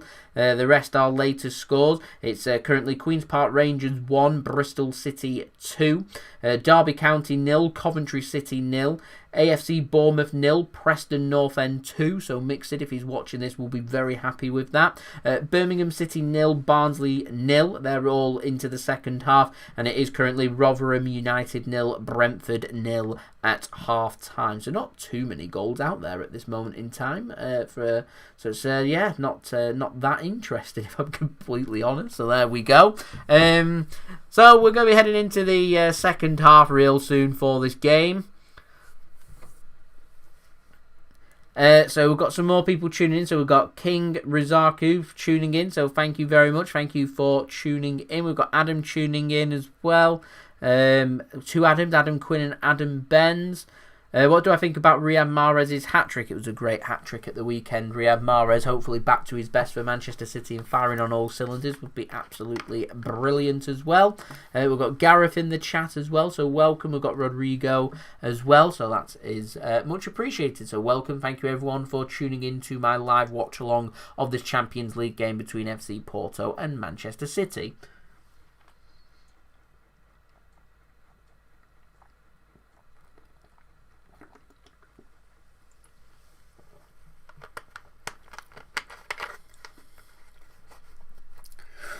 So once more, we'll do our last plug before we start the second half. If you are watching this and enjoying the content, please do leave a thumbs up on this live stream. Aiming for 100 likes. We're only 17 likes away. So any help towards that would be much appreciated. Don't forget also, if you are new around here, to subscribe. Press that red button, press the bell and put your push notifications on. I'm aiming for 15,000 subscribers. We're less than 900 subscribers away. So any help towards that would be much appreciated. And also, if you want to help to support the future content being created on this channel, then do download the One Football app, which you can find at the top of my description. That would be much appreciated by me. This video is sponsored and brought to you by One Football. And once more, like I did before, I am going to roll out the promo video for everybody for that One Football app if you were thinking about downloading that.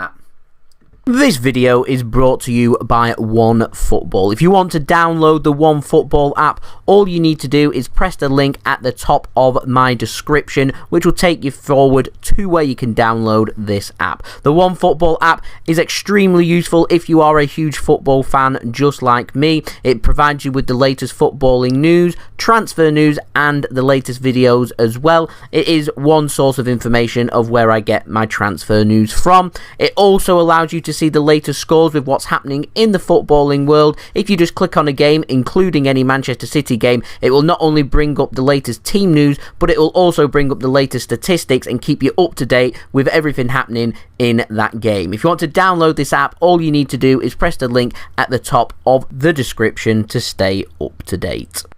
So thank you very much to One Football for sponsoring this video. That is much appreciated by you. If you want to go and download that, go and do so via the link at the top of my description. So we're just waiting for the second half to start here for this game. It's currently FC Porto 0, Manchester City 0 in what has been a, well, quite frankly, boring first half. There isn't really any other word to put that. Not too many opportunities being created. It's almost like the situation that we're in. FC Porto are happy with a point. Man City are happy with a point. Both sides achieve their objectives. It's job done, so you may as well take that, is the situation that we're in at this moment in time.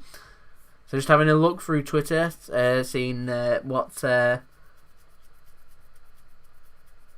seeing what everyone's mentioning and saying about this.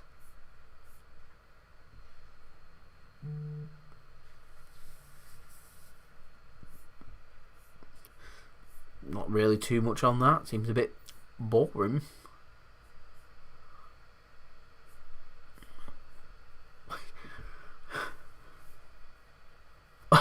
Fell asleep.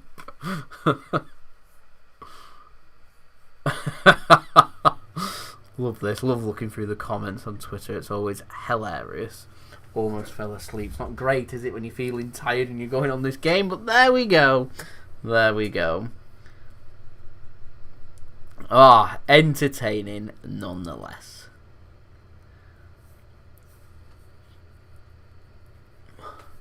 So I think we're going to get the start of the second half very soon, I hope.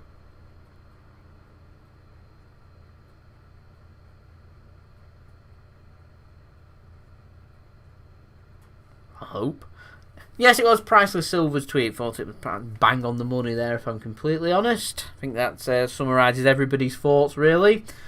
Almost fell asleep. It's very understandable why. There's just no... It's like a friendly. It's like neither team really care. That's where we're at for this. I'm hoping there's going to be a bit of a spark in this second half. I mean, I'm just going to throw this one out there. I feel like what would really get City's creative juices going and the intensity going for this second half would be for us to go behind.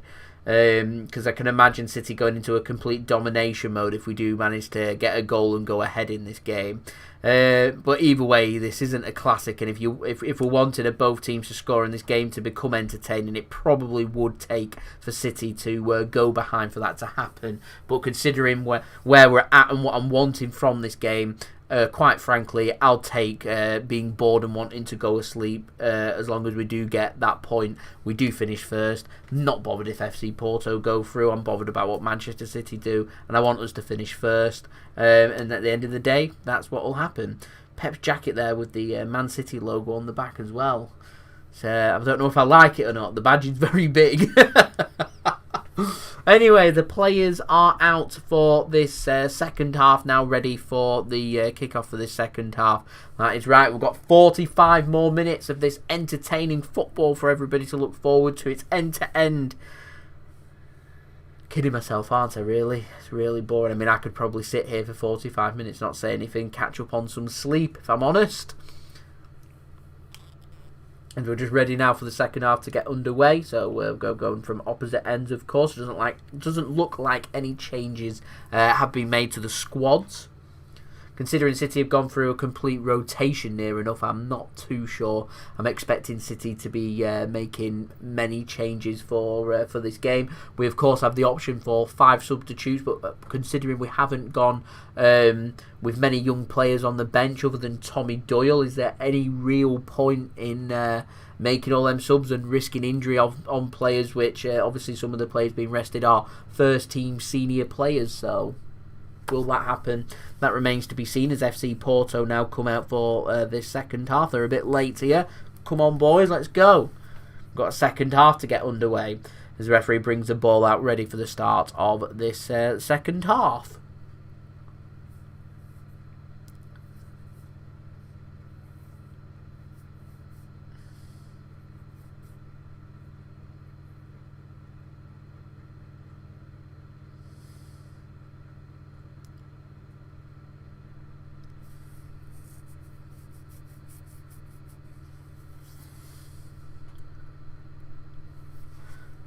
Referee's got his whistle in his mouth, ready for the start of the second half. And there we go. We've got the start and kick-off for this second half match between FC Porto and Manchester City.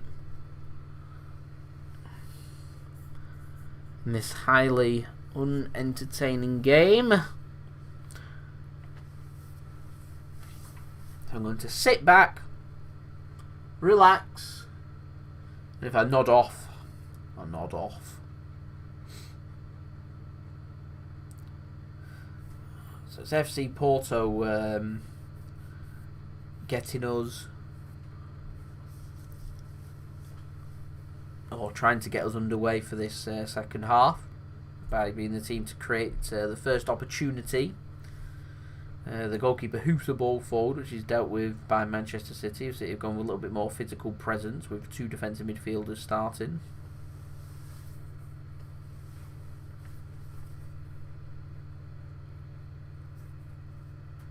Thoughts on Erling Haaland, dad playing for Manchester City? Will it be a decisive factor in City making a move for him? It makes the situation a lot easier. There are pictures, I'm sure, that people have seen on social media of Erling Haaland in a Manchester City shirt once upon a time. Alfie Haaland, the former Manchester City man, who is the father of Erling Haaland, of course, and I think that does make it a little bit more makes it a lot easier for Man City to be able to get that transfer done. However, I imagine money will talk. I imagine the team willing to pay the most money in wages for him and agent fees would probably be the team that does end up getting Erling Haaland should he leave Borussia Dortmund. And I would love him at Man City, and I would be very tempted that as long as it was suitable for us to do so, that I would be happy for Erling Haaland to be one of the highest paid players at Manchester City. If that means matching the wages of the key players like the De Bruynes and the Raheem Sterling who have earned their way, then going out there and doing that because he's just a top talent that you don't really want to be settling for a second-rated player when there's someone of quality like Erling Haaland that if he does become available that we should be making a move. It'd be perfect for the Premier League. I think it'd be perfect for our attacking style of football. I would love Erling Haaland at Manchester City. However, I'm not sure that I do see that happening anytime soon. As City come away here in the penalty area, a good bit of twisting and turning. Doesn't materialise into anything in the end, and FC Porto do bring the ball clear.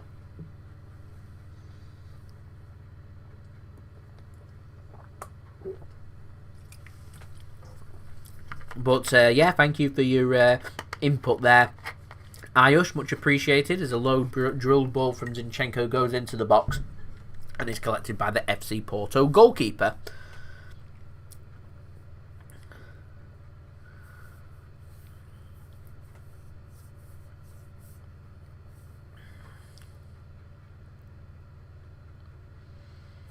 It's a decent kick out, that, to be fair. Should be dealt with by City, but it isn't. So FC Porto come away with it now on the counter-attack. Can they make something happen? Should be surrounded out, and eventually is, and City can come away with the ball. Will they clear their lines? I think it's Rodri with the ball now. Nice bit of sensible play. And ball eventually cleared there by Manchester City fully. And out for a throw in there to City, so we can all sit back now. Decent tackle that by Rodri. Oh no, not too sure that's a good suggestion there, Al, if I'm honest. 2.5 goals. Oh, you're going to need a highly entertaining second half. What I will say is you'd probably be hoping for City to go behind soon to try and make this game more entertaining, probably is what you'd be looking for. I think my like thing's behind. It says I'm on 89, so I'm 11 likes away yet. You're telling me I'm 10 likes away there, Dragon. So we're closing in. It's a decent ball across, and it's collected by FC Porto and cleared. Ugh, frustrating.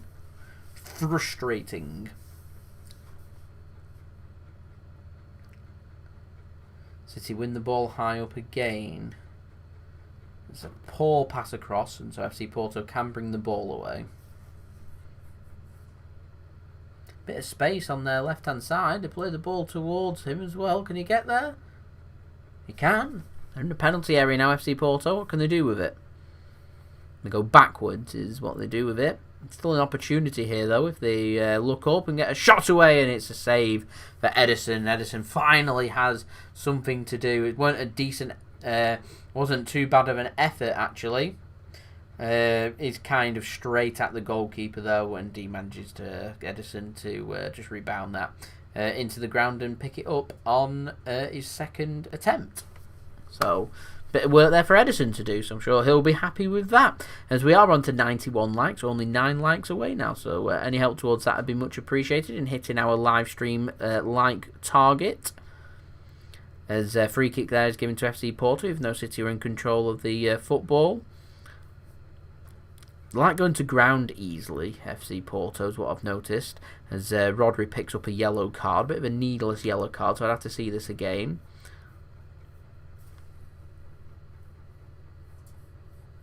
Zinchenko looks rusty, doesn't he? It's just a raise of an arm into his chin. I mean, there's nothing malice in that. Running at full pelt and putting his arm to protect him, so he runs into it. No. No. No. Not a yellow card for me. I'm not even sure that's a free kick, but there we go. A free kick given nonetheless to FC Porto, and a yellow card picked up for Rodri. How long have we got till full time? 38 and a half minutes. That's where we're at with this game. Ugh. Watch that clock in the top corner. When that hits 0 and we go into added time and the final whistle goes, I think the better everyone will feel.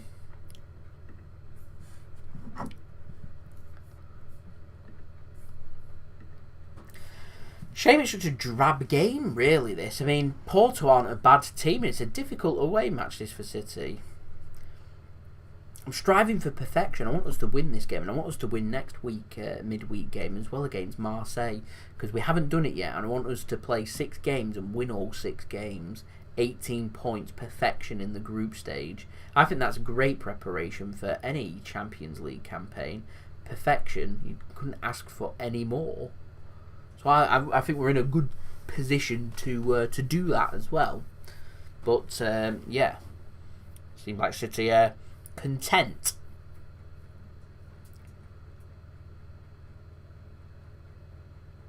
As City pick up a free kick.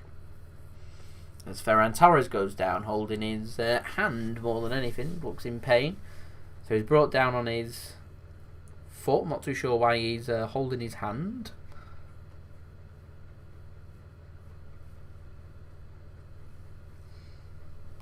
No idea. And then he holds his ankle. Who knows? Who knows? Anyway, free kick here for City. Looks a bit too far out to be going for goal, as we're now 8 likes away.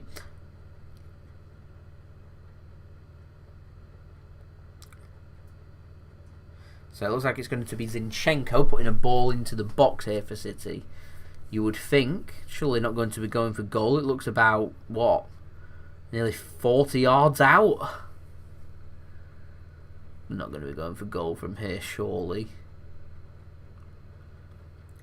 If he goes for goal and he gets this in, this is going to be goal of the month for City. Calling it right now if this goes flying into the back of the net. So Zinchenko, he's going for goal, you know, and straight in at the goalkeeper. You're going to do. It's going to need to be very special to score from there and beat the keeper.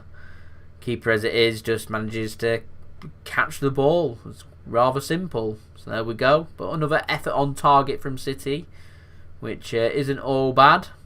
I'd love to have seen top bins there, but there we go. Wasn't to be.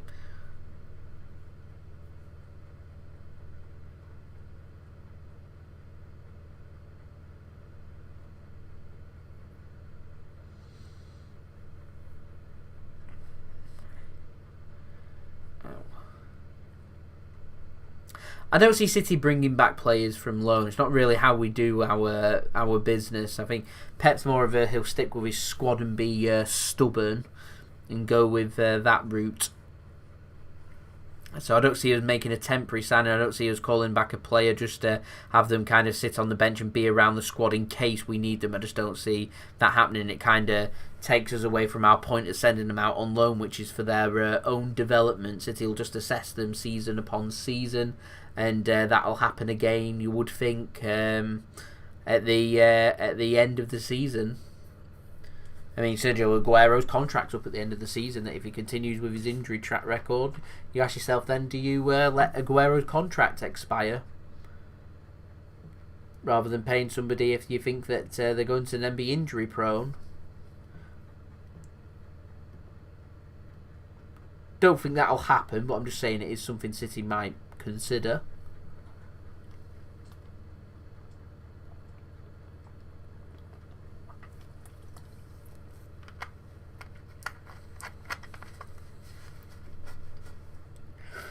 It's becoming more and more problematic, that, though. That long-term Sergio Aguero replacement. Who will it be? Who will we go for? My gut feeling is it will be Toni Martinez that we'll go for, but it all depends on him signing a new contract at Inter. He's wanting a new wage. He's told Inter he wants between £100,000 and £150,000 per week. That's well within Man City's budget of paying a player. And it's all about a fee and how much Inter would want for him and whether Martinez is the right fit for Man City and is that what we're looking for. I think I would like further clarification on whether City will be having a look at Lionel Messi or not. I think we'll get a good answer to that in the next month or two. And I think by February I'll be in a better position to tell you who or what will happen with Sergio Aguero and where City might head in the market with that striker situation. I think it'll be a bit manic in January with us getting linked with lots of players. I don't think we're going to be too active in January, but something might happen, and I'd like further clarification, but I don't think Messi will give any clarification on his future until he knows who the president is at Barcelona, and that won't be until the end of January.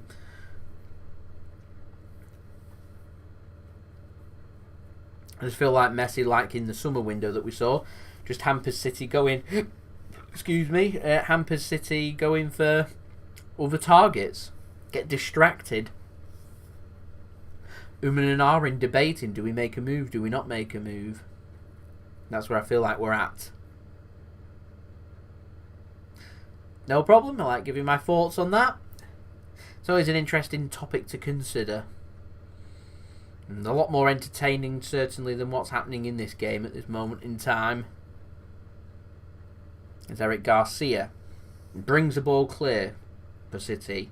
I don't think Eric Garcia's had too bad a game, really. It's a decent ball. That's a great ball. Chance. Big chance. Oh, what an opportunity. Chance is still there for City and he goes down. And what an opportunity. Just not decisive enough there from City, from Raheem Sterling or Ferran Torres. That really should have been put into the back of the net. It was a great ball played across.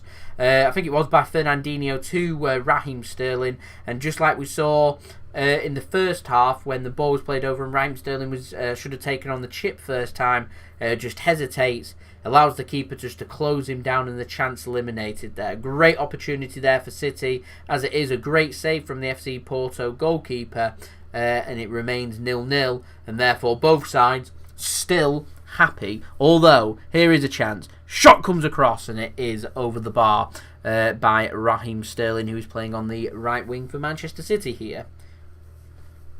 Seem more and more like Raheem Sterling and Ferran Torres playing as like a front two. It's a good save from the keeper. Ferran Torres should just be making his mind up sooner. So Raheem Sterling, great touch, takes it away. The quality that Raheem Sterling's got, I feel like that should be put in the back of the net. Ferran Torres then takes a touch under pressure, slips, and a good defensive challenge there. Whereas Ferran Torres, I felt like the easier option would have been just for him to pass it back across to Raheem Sterling and see what Sterling can do. If he's not going to do that, I felt like Ferran Torres should have just put his laces through that. Goalkeeper for Porto now has picked up an injury, so just what we needed. More time wasted. More time wasted. Right, so let's get that push towards 100 likes, shall we? We're 7 away. I'm sick of seeing 90s on there now. I want to see triple digits on there. 100 likes. Any help towards that would be much appreciated by me.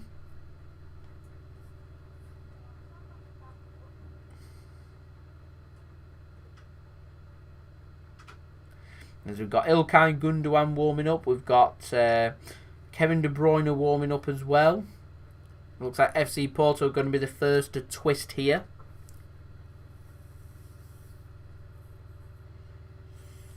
And make a sub.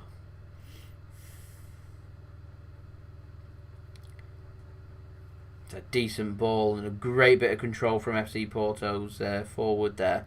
Intercepted though by Man City and Eric Garcia, although the referee I think has given a free kick in the process of that.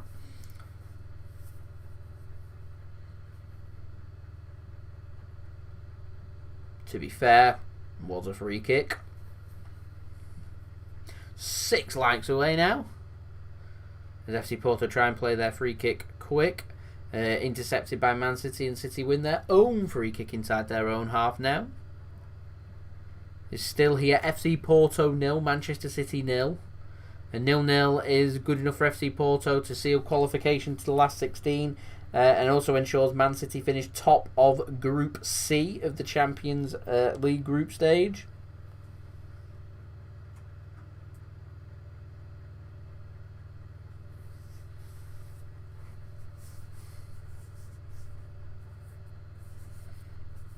Right, so thoughts on Zakaria. He's getting linked more and more with Man City, and Man City are showing a lot of interest in him from Mönchengladbach, the defensive midfielder.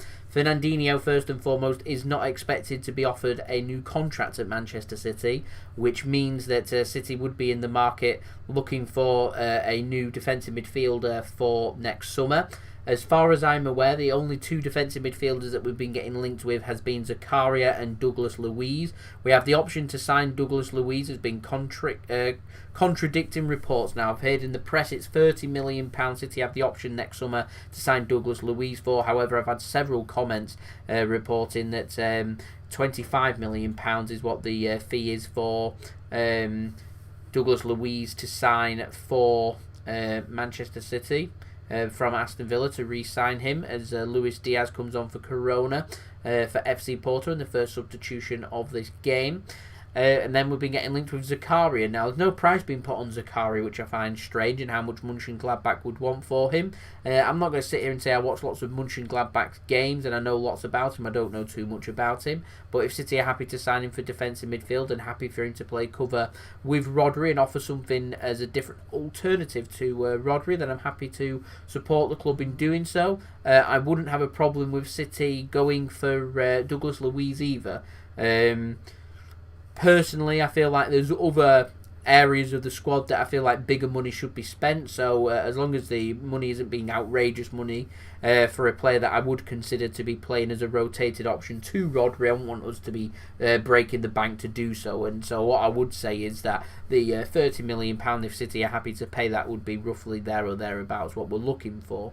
But it's all about who City want for other positions and how much we're willing to spend. Is City going to look at a left back? Is City going to have another look at a centre back that we've been getting linked with? We're going to have a look at a central midfielder to help with Phil Foden, missing a bit of creativity since David Silva left. Are we going to go for a striker? We're going to go for a winger. There's lots of things to consider first. But yeah, Zakaria gets a thumbs up from me if the club are happy to make a move for him. I'm happy for us to sign Douglas Luiz. I'm not too bothered, if I'm honest, about either of them. If they do come to City, then I'll be delighted. If they don't, then they don't. Is what it is. Is a situation if Fernandinho does leave that does need addressing, though. Definitely. There's a chance here for City as a block shot comes in and well kept in by the goalkeeper, ensures that it goes out for, I thought it was going to go out for a throw in there to City rather than a corner, but it's managed to be kept in by Zinchenko, as we're 5 likes away now from 100 likes, so any help towards that would be greatly appreciated by me. We're only 26 minutes now away from the going into added time for full time, which I'm sure everyone will be delighted to know, as City coming away with the football here. Ball comes into the box, it plays deep. Kept in by City, and then a free kick given away there by City to FC Porto just outside their own penalty area from Joao Cancelo.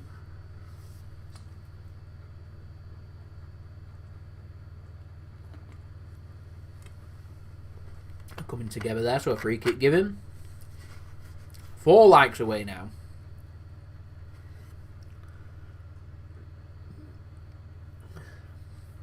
I'm wondering at what point do we see Tommy Doyle? And I'm also wondering, with these class players like Hartwood, Bellis and Tommy Doyle, will they end up out on loan? And if so, where will they end up and when would that happen? 3 likes away. Brilliant effort, this one. Considering there's pretty much nothing running on the game. And people here just solely enjoy the entertainment purposes of this game, so that is much appreciated that lots of people have enjoyed the live stream watch along with me for this match between FC Porto and Manchester City, as we're now 2 likes away. Who wants the pleasure of being the 100th like and hitting our like goal? That'll be absolutely brilliant. Zinchenko now, Eric Garcia.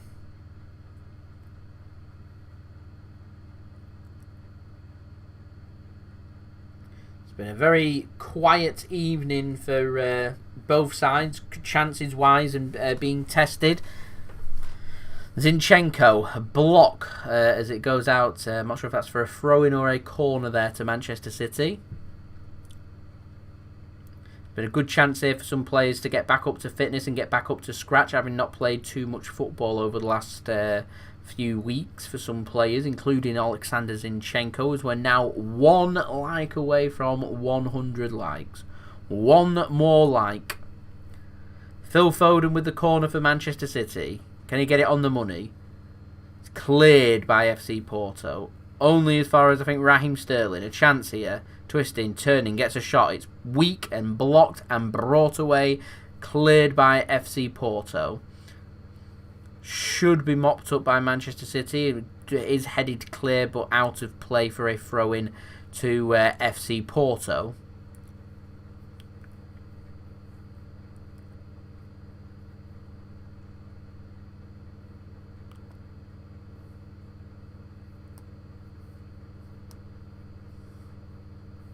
So it's Porto with a bit of possession here and a chance to bring it forward into the Manchester City half. Ball gets threaded through, but straight to Ederson for him to pick up the loose ball for Manchester City, and he can distribute it out to the back for Man City, for City to build up their own attack now.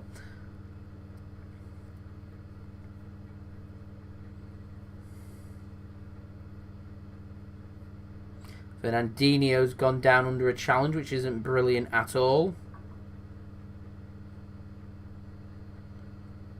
Considering Fernandinho's only just coming back from an injury as well. As he stepped on the back of his ankle from behind there. You see, that's a nasty challenge. It's more of a yellow card than what Rodri got a yellow card for. Baffles me. We've got nearly 40 people now tuning in as well, so welcome. Thank you everyone for tuning in.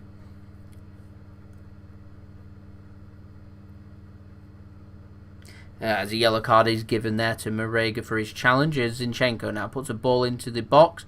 It will go out for a corner here to Manchester City, and so a chance, you would think, for Phil Foden again to put a ball into the box for Manchester City.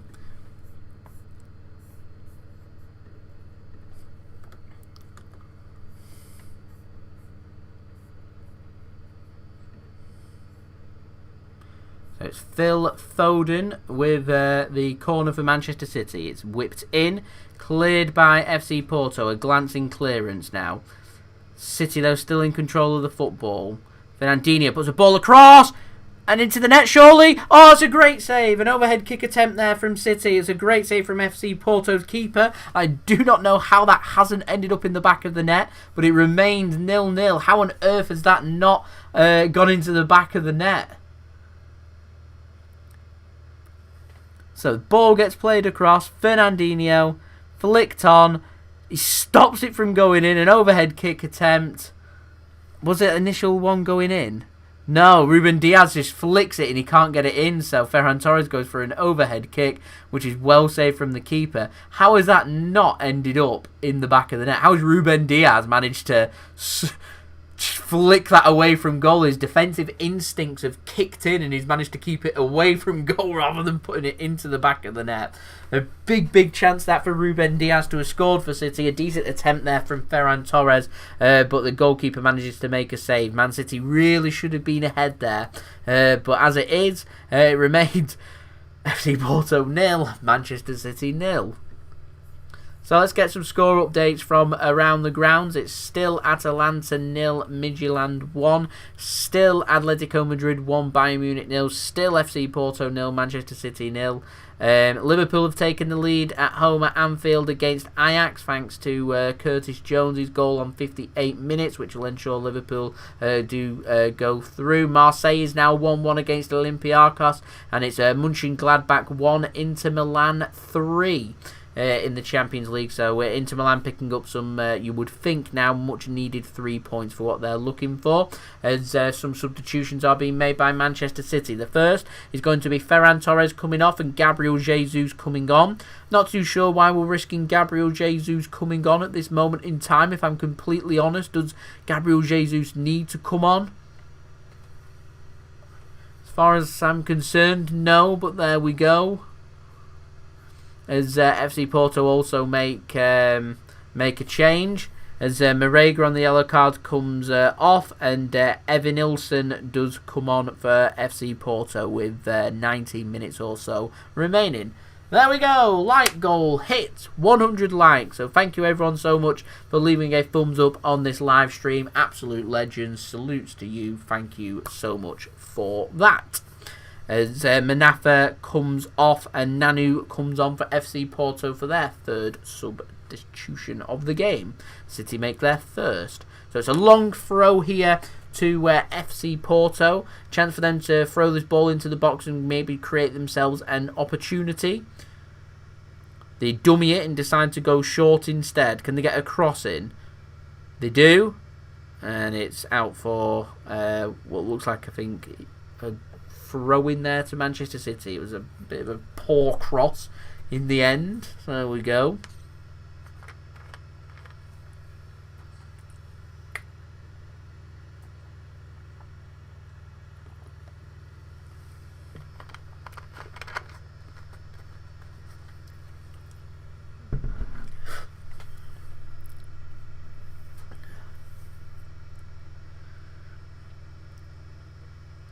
Still nothing much happening here.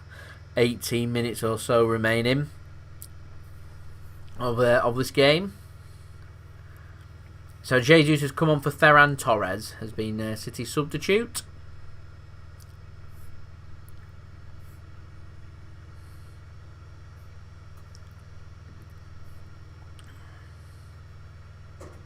As Marseille have taken the lead in France, turned it right round against Olympiacos, thanks to 2 penalties from Dimitri Payet, the former West Ham man. As Mönchengladbach have also pulled a goal back against Inter Milan, so maybe them 3 points aren't so secure for Inter Milan at this moment in time. Things happening. Keeping an eye on them as City come away with the ball and pick up a throw-in inside the FC Porto half, just outside the penalty area as we speak. Throw-in taken quickly by Joao Cancelo now. Cancelo in control of the ball. He's intercepted by FC Porto and they can bring the ball away. City trying to press high to force a mistake. No mistake as of yet from Porto as they enter into the City half. They go down their right-hand side. The pass is too hard for the Porto winger to keep that in play. And that does go out for a throw into Manchester City inside the City half. How did Ruben Dias not score? I think it's his defensive instinct kicking in to keep it out. I'm not too sure, if I'm honest. Really not too sure. So we've got less than 16 minutes remaining now of this Champions League game between FC Porto and Manchester City. It's Fernandinho now, trying to keep the ball for City, but gives away a free kick in vintage Fernandinho style. Loves giving away free kicks. He just rolls the ball away needlessly as well. Captain in City tonight, Fernandinho, in what may well be his last full season or last season at Manchester City. So maybe only 6 months or so left of Fernandinho, which makes me sad because Fernandinho has been a great servant at Manchester City. He's been a great player as well. As the free kick is going to be taken by the FC Porto keeper to be hoofed upfield. It is, and then the header won by Manchester City, and the second ball won by City as well, which is good to see. Fernandinho now manages to intercept the trap set by FC Porto, which means Zinchenko can come away with the ball down the left-hand side. It's Fernandinho now getting more and more involved in the action. City come on the attack from the right-hand side. Cross comes in. It's cleared by FC Porto. Fernandinho wins a header once more. Fernandinho having a good game here, making himself seen. Bernardo Silva now does really well, dribbling into the box. Can he make something happen? Gives a shot, and it is a good save from the FC Porto goalkeeper, and it goes out for a corner there to Manchester City. A decent effort that from Bernardo Silva. Very unlucky that from Bernardo Silva. Could easily have found its way under the goalkeeper, that. But as it was, decent hand to it from the keeper, and the keeper manages to make a save and put it out for a corner. Corner comes in, it's flicked on, it's rebounding, and the keeper picks it up there. I feel like set pieces might be a way to go here for Man City, as FC Porto's goalkeeper brings it clear now. I feel like with tired legs on the pitch that maybe there might be 1 or 2 more opportunities before full time, as a cynical foul there from Raheem Sterling means that FC Porto pick up a free kick here, just inside the Manchester City half.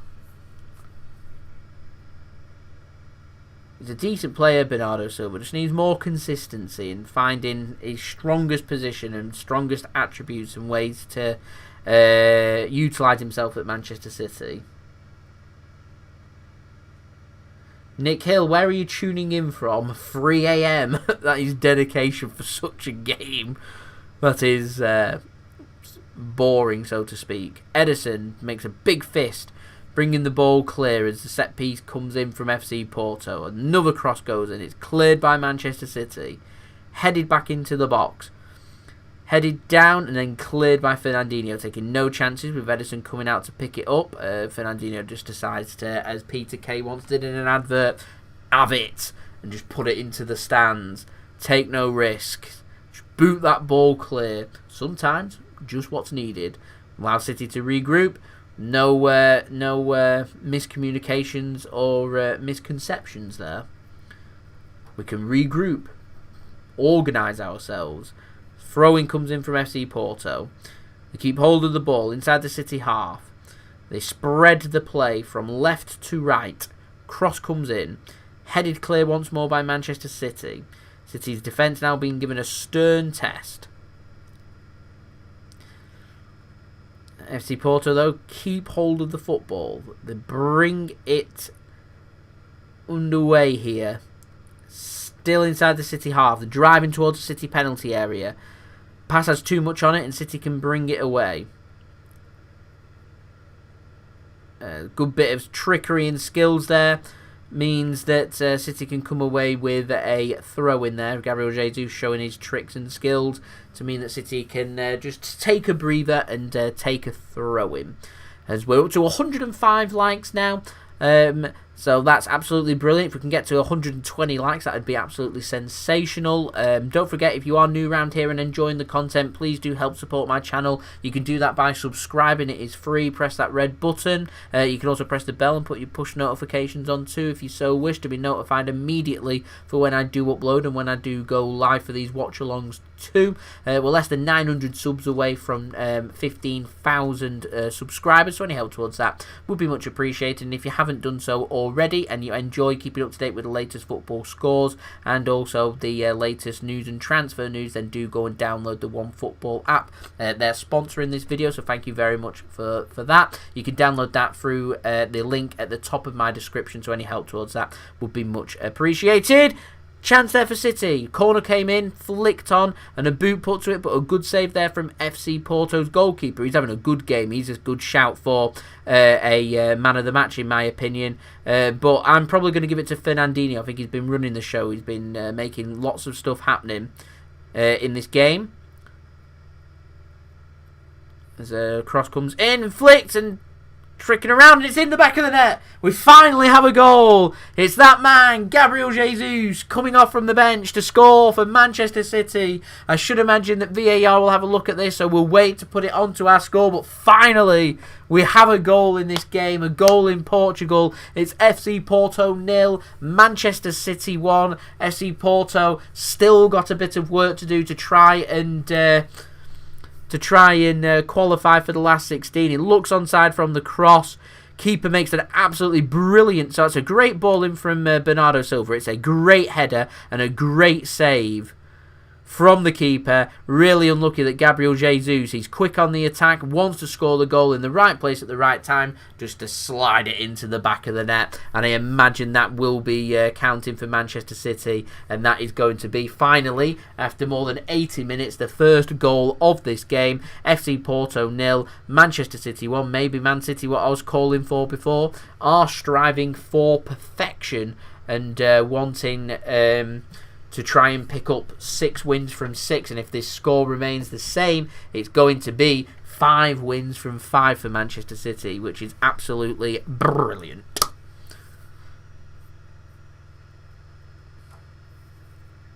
Oh. Goal review says. Has it been chalked off? It's been given as no goal. It's been chalked off. We've got ahead of ourselves. We said 80 minutes in. It's finally a goal. It's not a goal. Where's the offside on that? Gabriel Jesus looked onside. Oh, I think it's the initial pass out. Oh, yeah, he takes control of it. Is that Rodri? Oh, yeah, there was the offside. There was offside in the build-up. Oh, how frustrating. How frustrating. That good old VAR strikes again. So it remains 0-0, so maybe City aren't content. That was a good goal that we scored then as well. Maybe City are not content with picking up 6 wins from 6 and are just happy with the 0-0.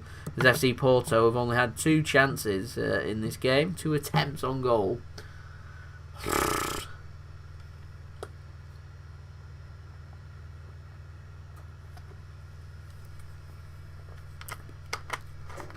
Zinchenko with the ball now. So we've got 8 minutes or so. Maybe that might put some spring in the step for Manchester City to make something happen.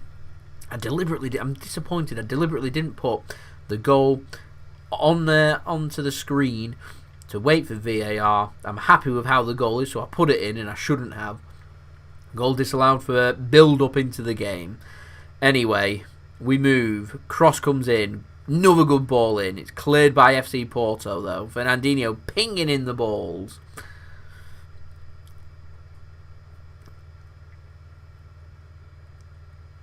The referee might have given a free kick there to Porto. He doesn't, so City can have the attack. It's Foden now.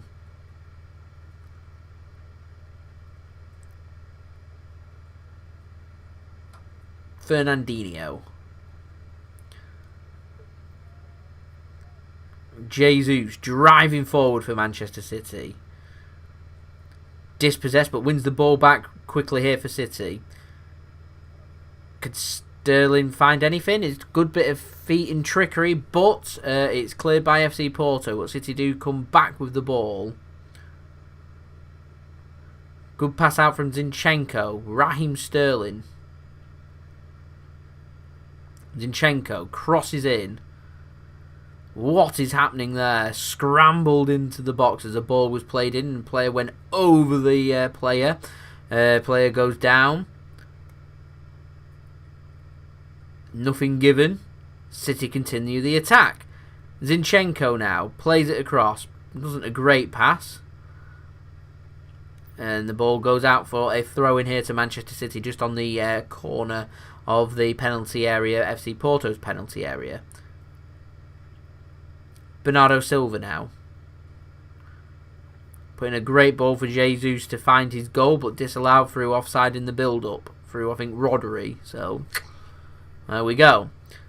Zinchenko. Bernardo Silva. Zinchenko puts another ball into the box. Doesn't beat the first man. Fernandinho.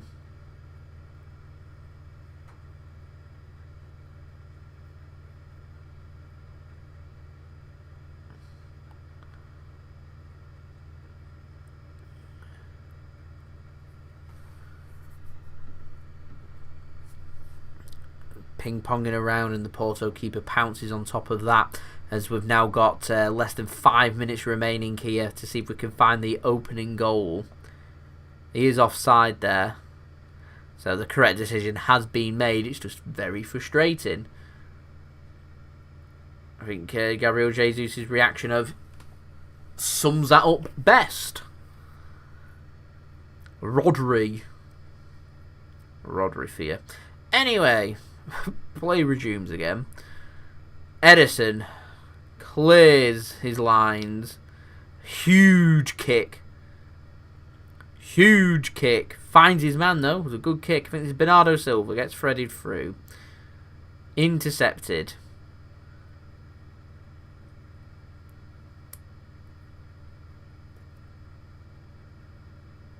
Out for a throw in here to Manchester City. As another substitution is made by FC Porto. So City aren't in a rush to get their substitutions in, as Otavio goes off and Vieira comes on.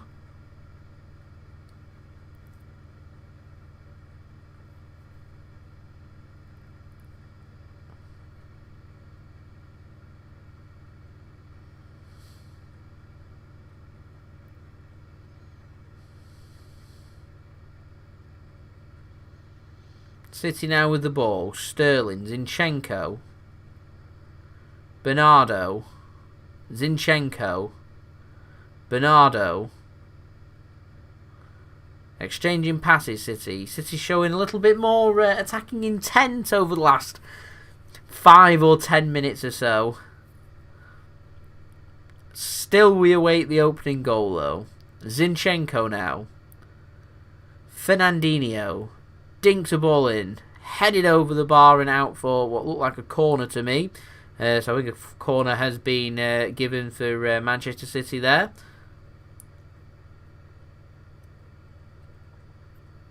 Or was it actually? It might be a goal kick from Jesus actually. Been anything but fluent this game from City, if I'm honest. Anything but fluent.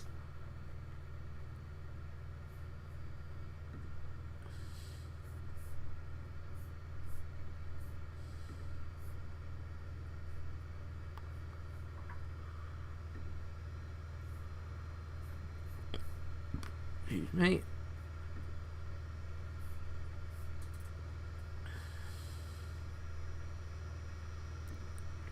FC Porto now coming forward. Dink a ball in. It's cleared by City. City now looking for space.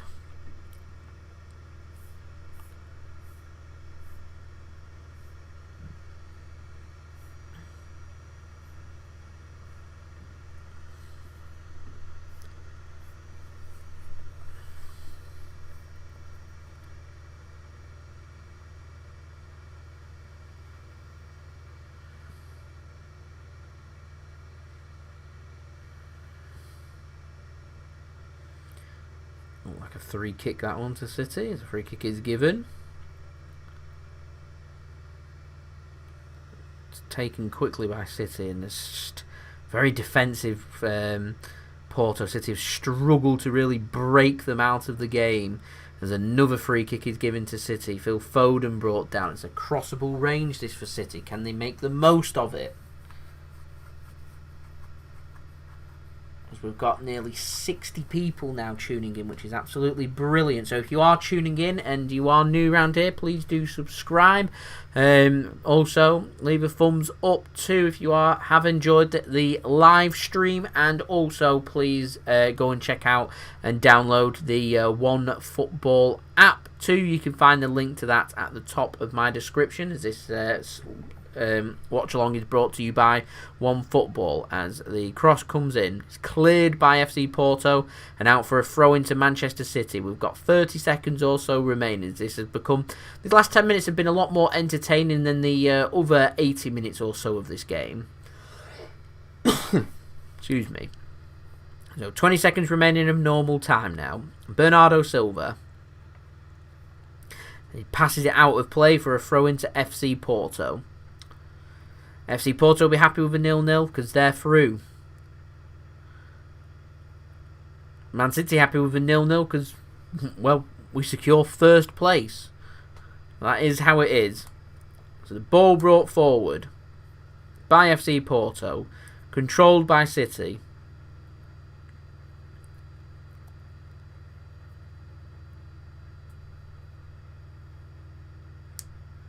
Thank you, Nikhil. Thank you for your kind words. Much appreciated. Please do have a good night's sleep as well. Philip, thank you for tuning in once more, as we're into 5 minutes of added on time here, and a free kick for Manchester City in a dangerous area for us again to put a good ball into the box after a foul on Oleksandr Zinchenko. He's very wide out, as 5 minutes have been added on. So we're into the first of 5 minutes that have been added on here. It's Bernardo Silva standing over the ball.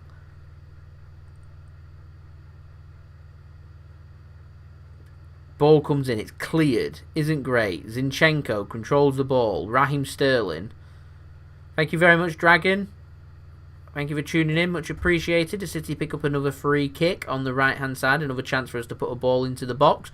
Cross-Chester City, of course. Love crossing the ball when we're struggling for ideas and struggling to break teams down. Yep, another 70+% possession from Manchester City, but struggling to break teams down.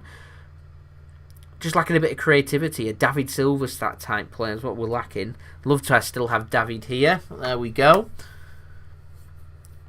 So Sociedad get to enjoy him instead as the ball comes into the box. It's flicked on at the near post and then headed wide for a goal kick there to FC Porto. We're running out of time as Eric Garcia went close there. We've got around 3 minutes or so remaining of this game.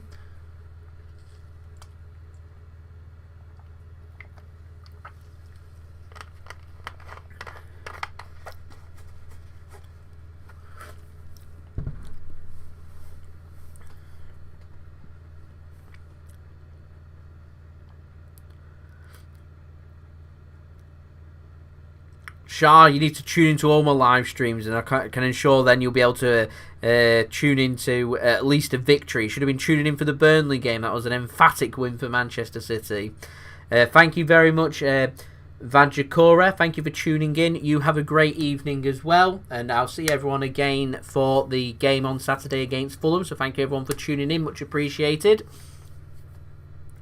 As we've got 2 minutes or so remaining here of this Champions League game between FC Porto and Manchester City. It is 0-0 as FC Porto have control of the ball inside the Manchester City half. Can they muster up an opportunity? They play a cross-field pass. City have kind of defended everything at this moment in time, but FC Porto coming in aren't managing to get that corner, and so it's going to be a goal kick. So perhaps that might just be the last bit of defending that City have to do in this game. Can City muster up one more opportunity to try and steal the 3 points at the end? City, of course, have had a goal disallowed on the 81st minute after Gabriel Jesus thought that he'd given Manchester City the lead, only for it to be chalked out for offside in the build-up on Rodri.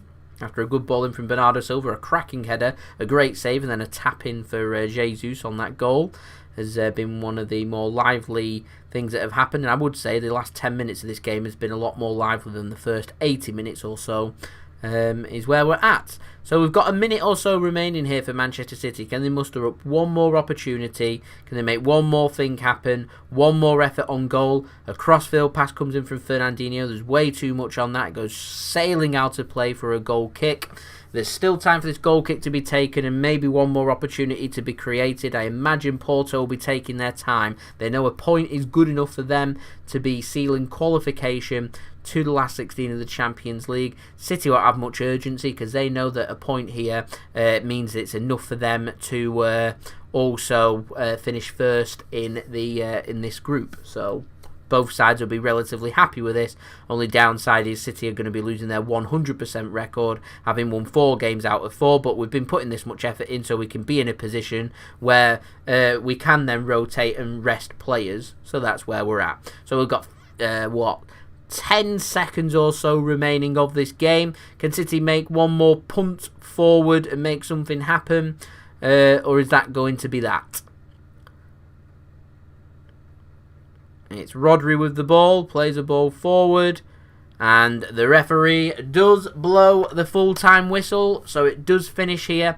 FC Porto 0, Manchester City 0. That is enough, so congratulations to FC Porto on sealing qualification to the last 16 of the Champions League. That point is also enough for Manchester City to be finishing first in Group C, so both teams are going to be relatively happy with that. It does mean that next midweek game against Marseille at the Etihad Stadium is going to be a complete dead rubber for us. We've got nothing to play for that game, and so I'm expecting for us to see quite a few young players playing in that game. And so I'm looking forward to that, seeing them showing us what they can do. So yeah, so thank you everyone for tuning in. Live show, thanks for tuning in. Have a good night. OJ Bryan as well, thank you very much for tuning in. Have a good night as well. Still going to be staying on live here for a little bit longer, going to take you through the stats, my JSGC man of the match for the game, also the full-time results from around Europe, and then we'll end and conclude this live stream. So it's 32% possession for FC Porto, 68% possession for Manchester City, with all our control with possession. We had 18 shots, 6 on target, no goals. Pretty disappointing. FC Porto are a very deep defending side, so I'm disappointed that, considering how clinical we was against Burnley, we've not managed to be clinical here, although I felt like that urgency wasn't there from Man City, because we knew that a 0-0, a draw, was good enough for us to finish first and achieve our objectives, whereas if we needed to win, I felt like we could have maybe forced the issue a little bit more. As it was more like a friendly, we didn't really force the issue. 2 shots for FC Porto, 1 on target, no goals. My only surprise is that 1 on target didn't go in for them, really, as Ederson had 1 save to make all game. 6 block shots for Manchester City, 87% pass completion rate for us, 73% pass completion rate for FC Porto, pretty substandard for what we've come to expect from City. No corners from FC Porto, 11 corners for Manchester City. Tackle completion rate, FC Porto improved that in the second half, got that up to a massive 68.4%. City's dropped down to a 64.3%, which shows you just what's to be made of the tackle completion rate for that second half. Aerial duels at 23.7% for FC Porto, 76.3% for Manchester City. Their keeper had 5 saves to make, compared with Manchester City's 1 yellow card apiece. But end of the day, does mean Man City are on 13 points. We have finished first in this group due to head-to-heads with FC Porto, so we finished first. FC Porto have sealed qualification, so well done to them. They are in second place. They're on 10 points and 7 points clear of Olympiacos and Marseille.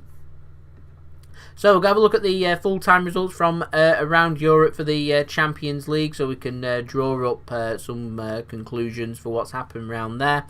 So Atalanta against Midtjylland, that has finished 1-1 in Italy. Atletico Madrid against Bayern Munich has finished 1-1 in Spain. FC Porto against Manchester City has finished 0-0. Liverpool have won 1-0 at home against Ajax, so they seal qualification through to the Champions League last 16 as well.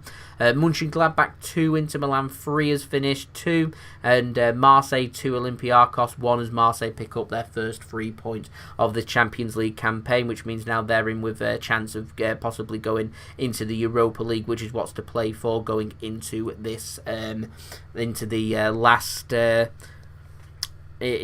round next midweek. In the Championship, it's finished Cardiff 3, Huddersfield 0, Birmingham 1, Barnsley 2, Bournemouth 2, Preston 3, Derby 1, Coventry 1, QPR 1, Bristol City 2, and Rotherham 0, Brentford 2. In League 1, it's Blackpool 1, Portsmouth 0, Crewe 4, Swindon 2, Lincoln 2, Wigan 1, Oxford 0, Ipswich 0, Sunderland 1, Burton 1, Northampton 1, Fleetwood 0, and Plymouth Argyle 0, Rochdale 4 are all full-time results. In League 2, it's finished Morecambe 1, Barrow 0, Bradford 1, Cheltenham Town 2, Colchester 1, Crawley Town 1, Forest Green Rovers 1, Newport County 1, Grimsby 1, Exeter 4, Harrogate Town 2, Scunthorpe United 5. That was an entertaining game, a lot more entertaining than this game that we've watched this evening. And Oldham Athletic 0, Tranmere Rovers 1 are all full-time results. In the National League, Chesterfield 0, Aldershot Town 0, Kings Lynn Town 1, Bromley 4, Maidenhead Dover's been postponed, Solihull Moors 2, Hartlepool 0, Stockport County against Macclesfield Town didn't go ahead due to the financial situations happening there. Wealdstone 1, Torquay United 2, Woking 0, Sutton United 1, Wrexham 0, Altrincham 1, and Yeovil Town 1, Eastleigh 3. So it's been a night of rude missed opportunities, really, for Manchester City. Ruben Dias ended up keeping the ball out of the net and making a clearance. Raheem Sterling missed a good one-on-one opportunity. Ferran Torres was flagged offside in the first half. I reckon may have counted on VAR if he put the ball into the back of the net, missed another good one-on-one opportunity. Raheem Sterling didn't take a chip on first time, missing an opportunity there. And of course, the VAR disallowing Manchester City's goal there. So all chances for Man City. At the end of the day, just not clinical enough in this game. But the 0-0 does ensure that we do finish first and we go through along with FC Porto into the last 16 of the Champions League. So we await next week's match against Marseille at home, where we'll see several youngsters with Europa League football on the line for both Olympiacos and Marseille. So we'll be back again for a live watch along of that match too.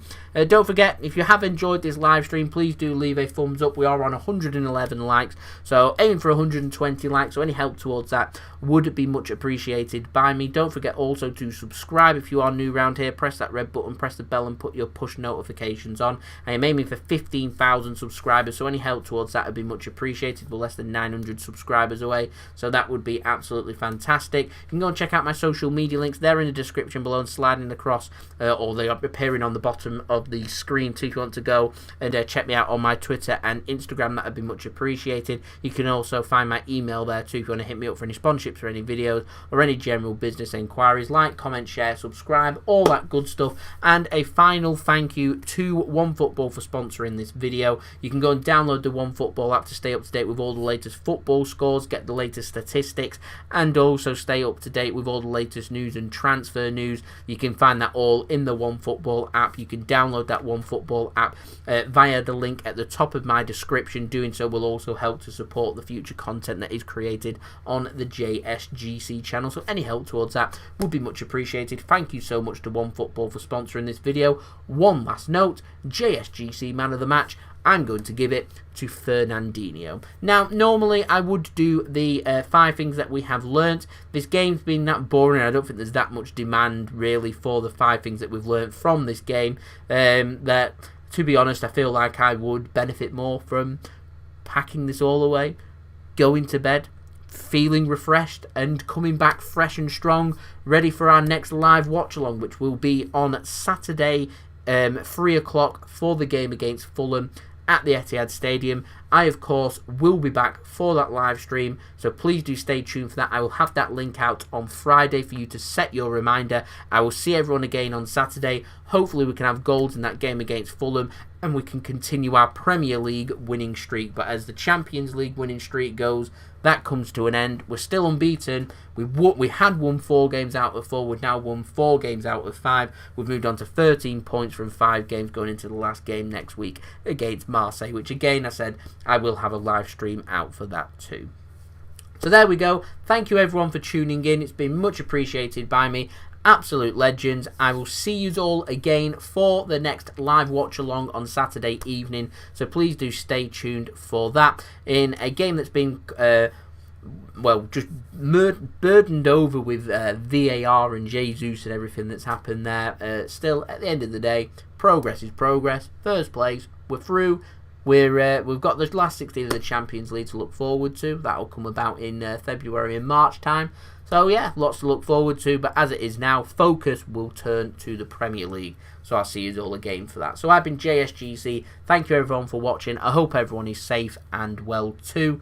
I'll see you all again on Saturday for that live watch along. Peace. Ciao for now.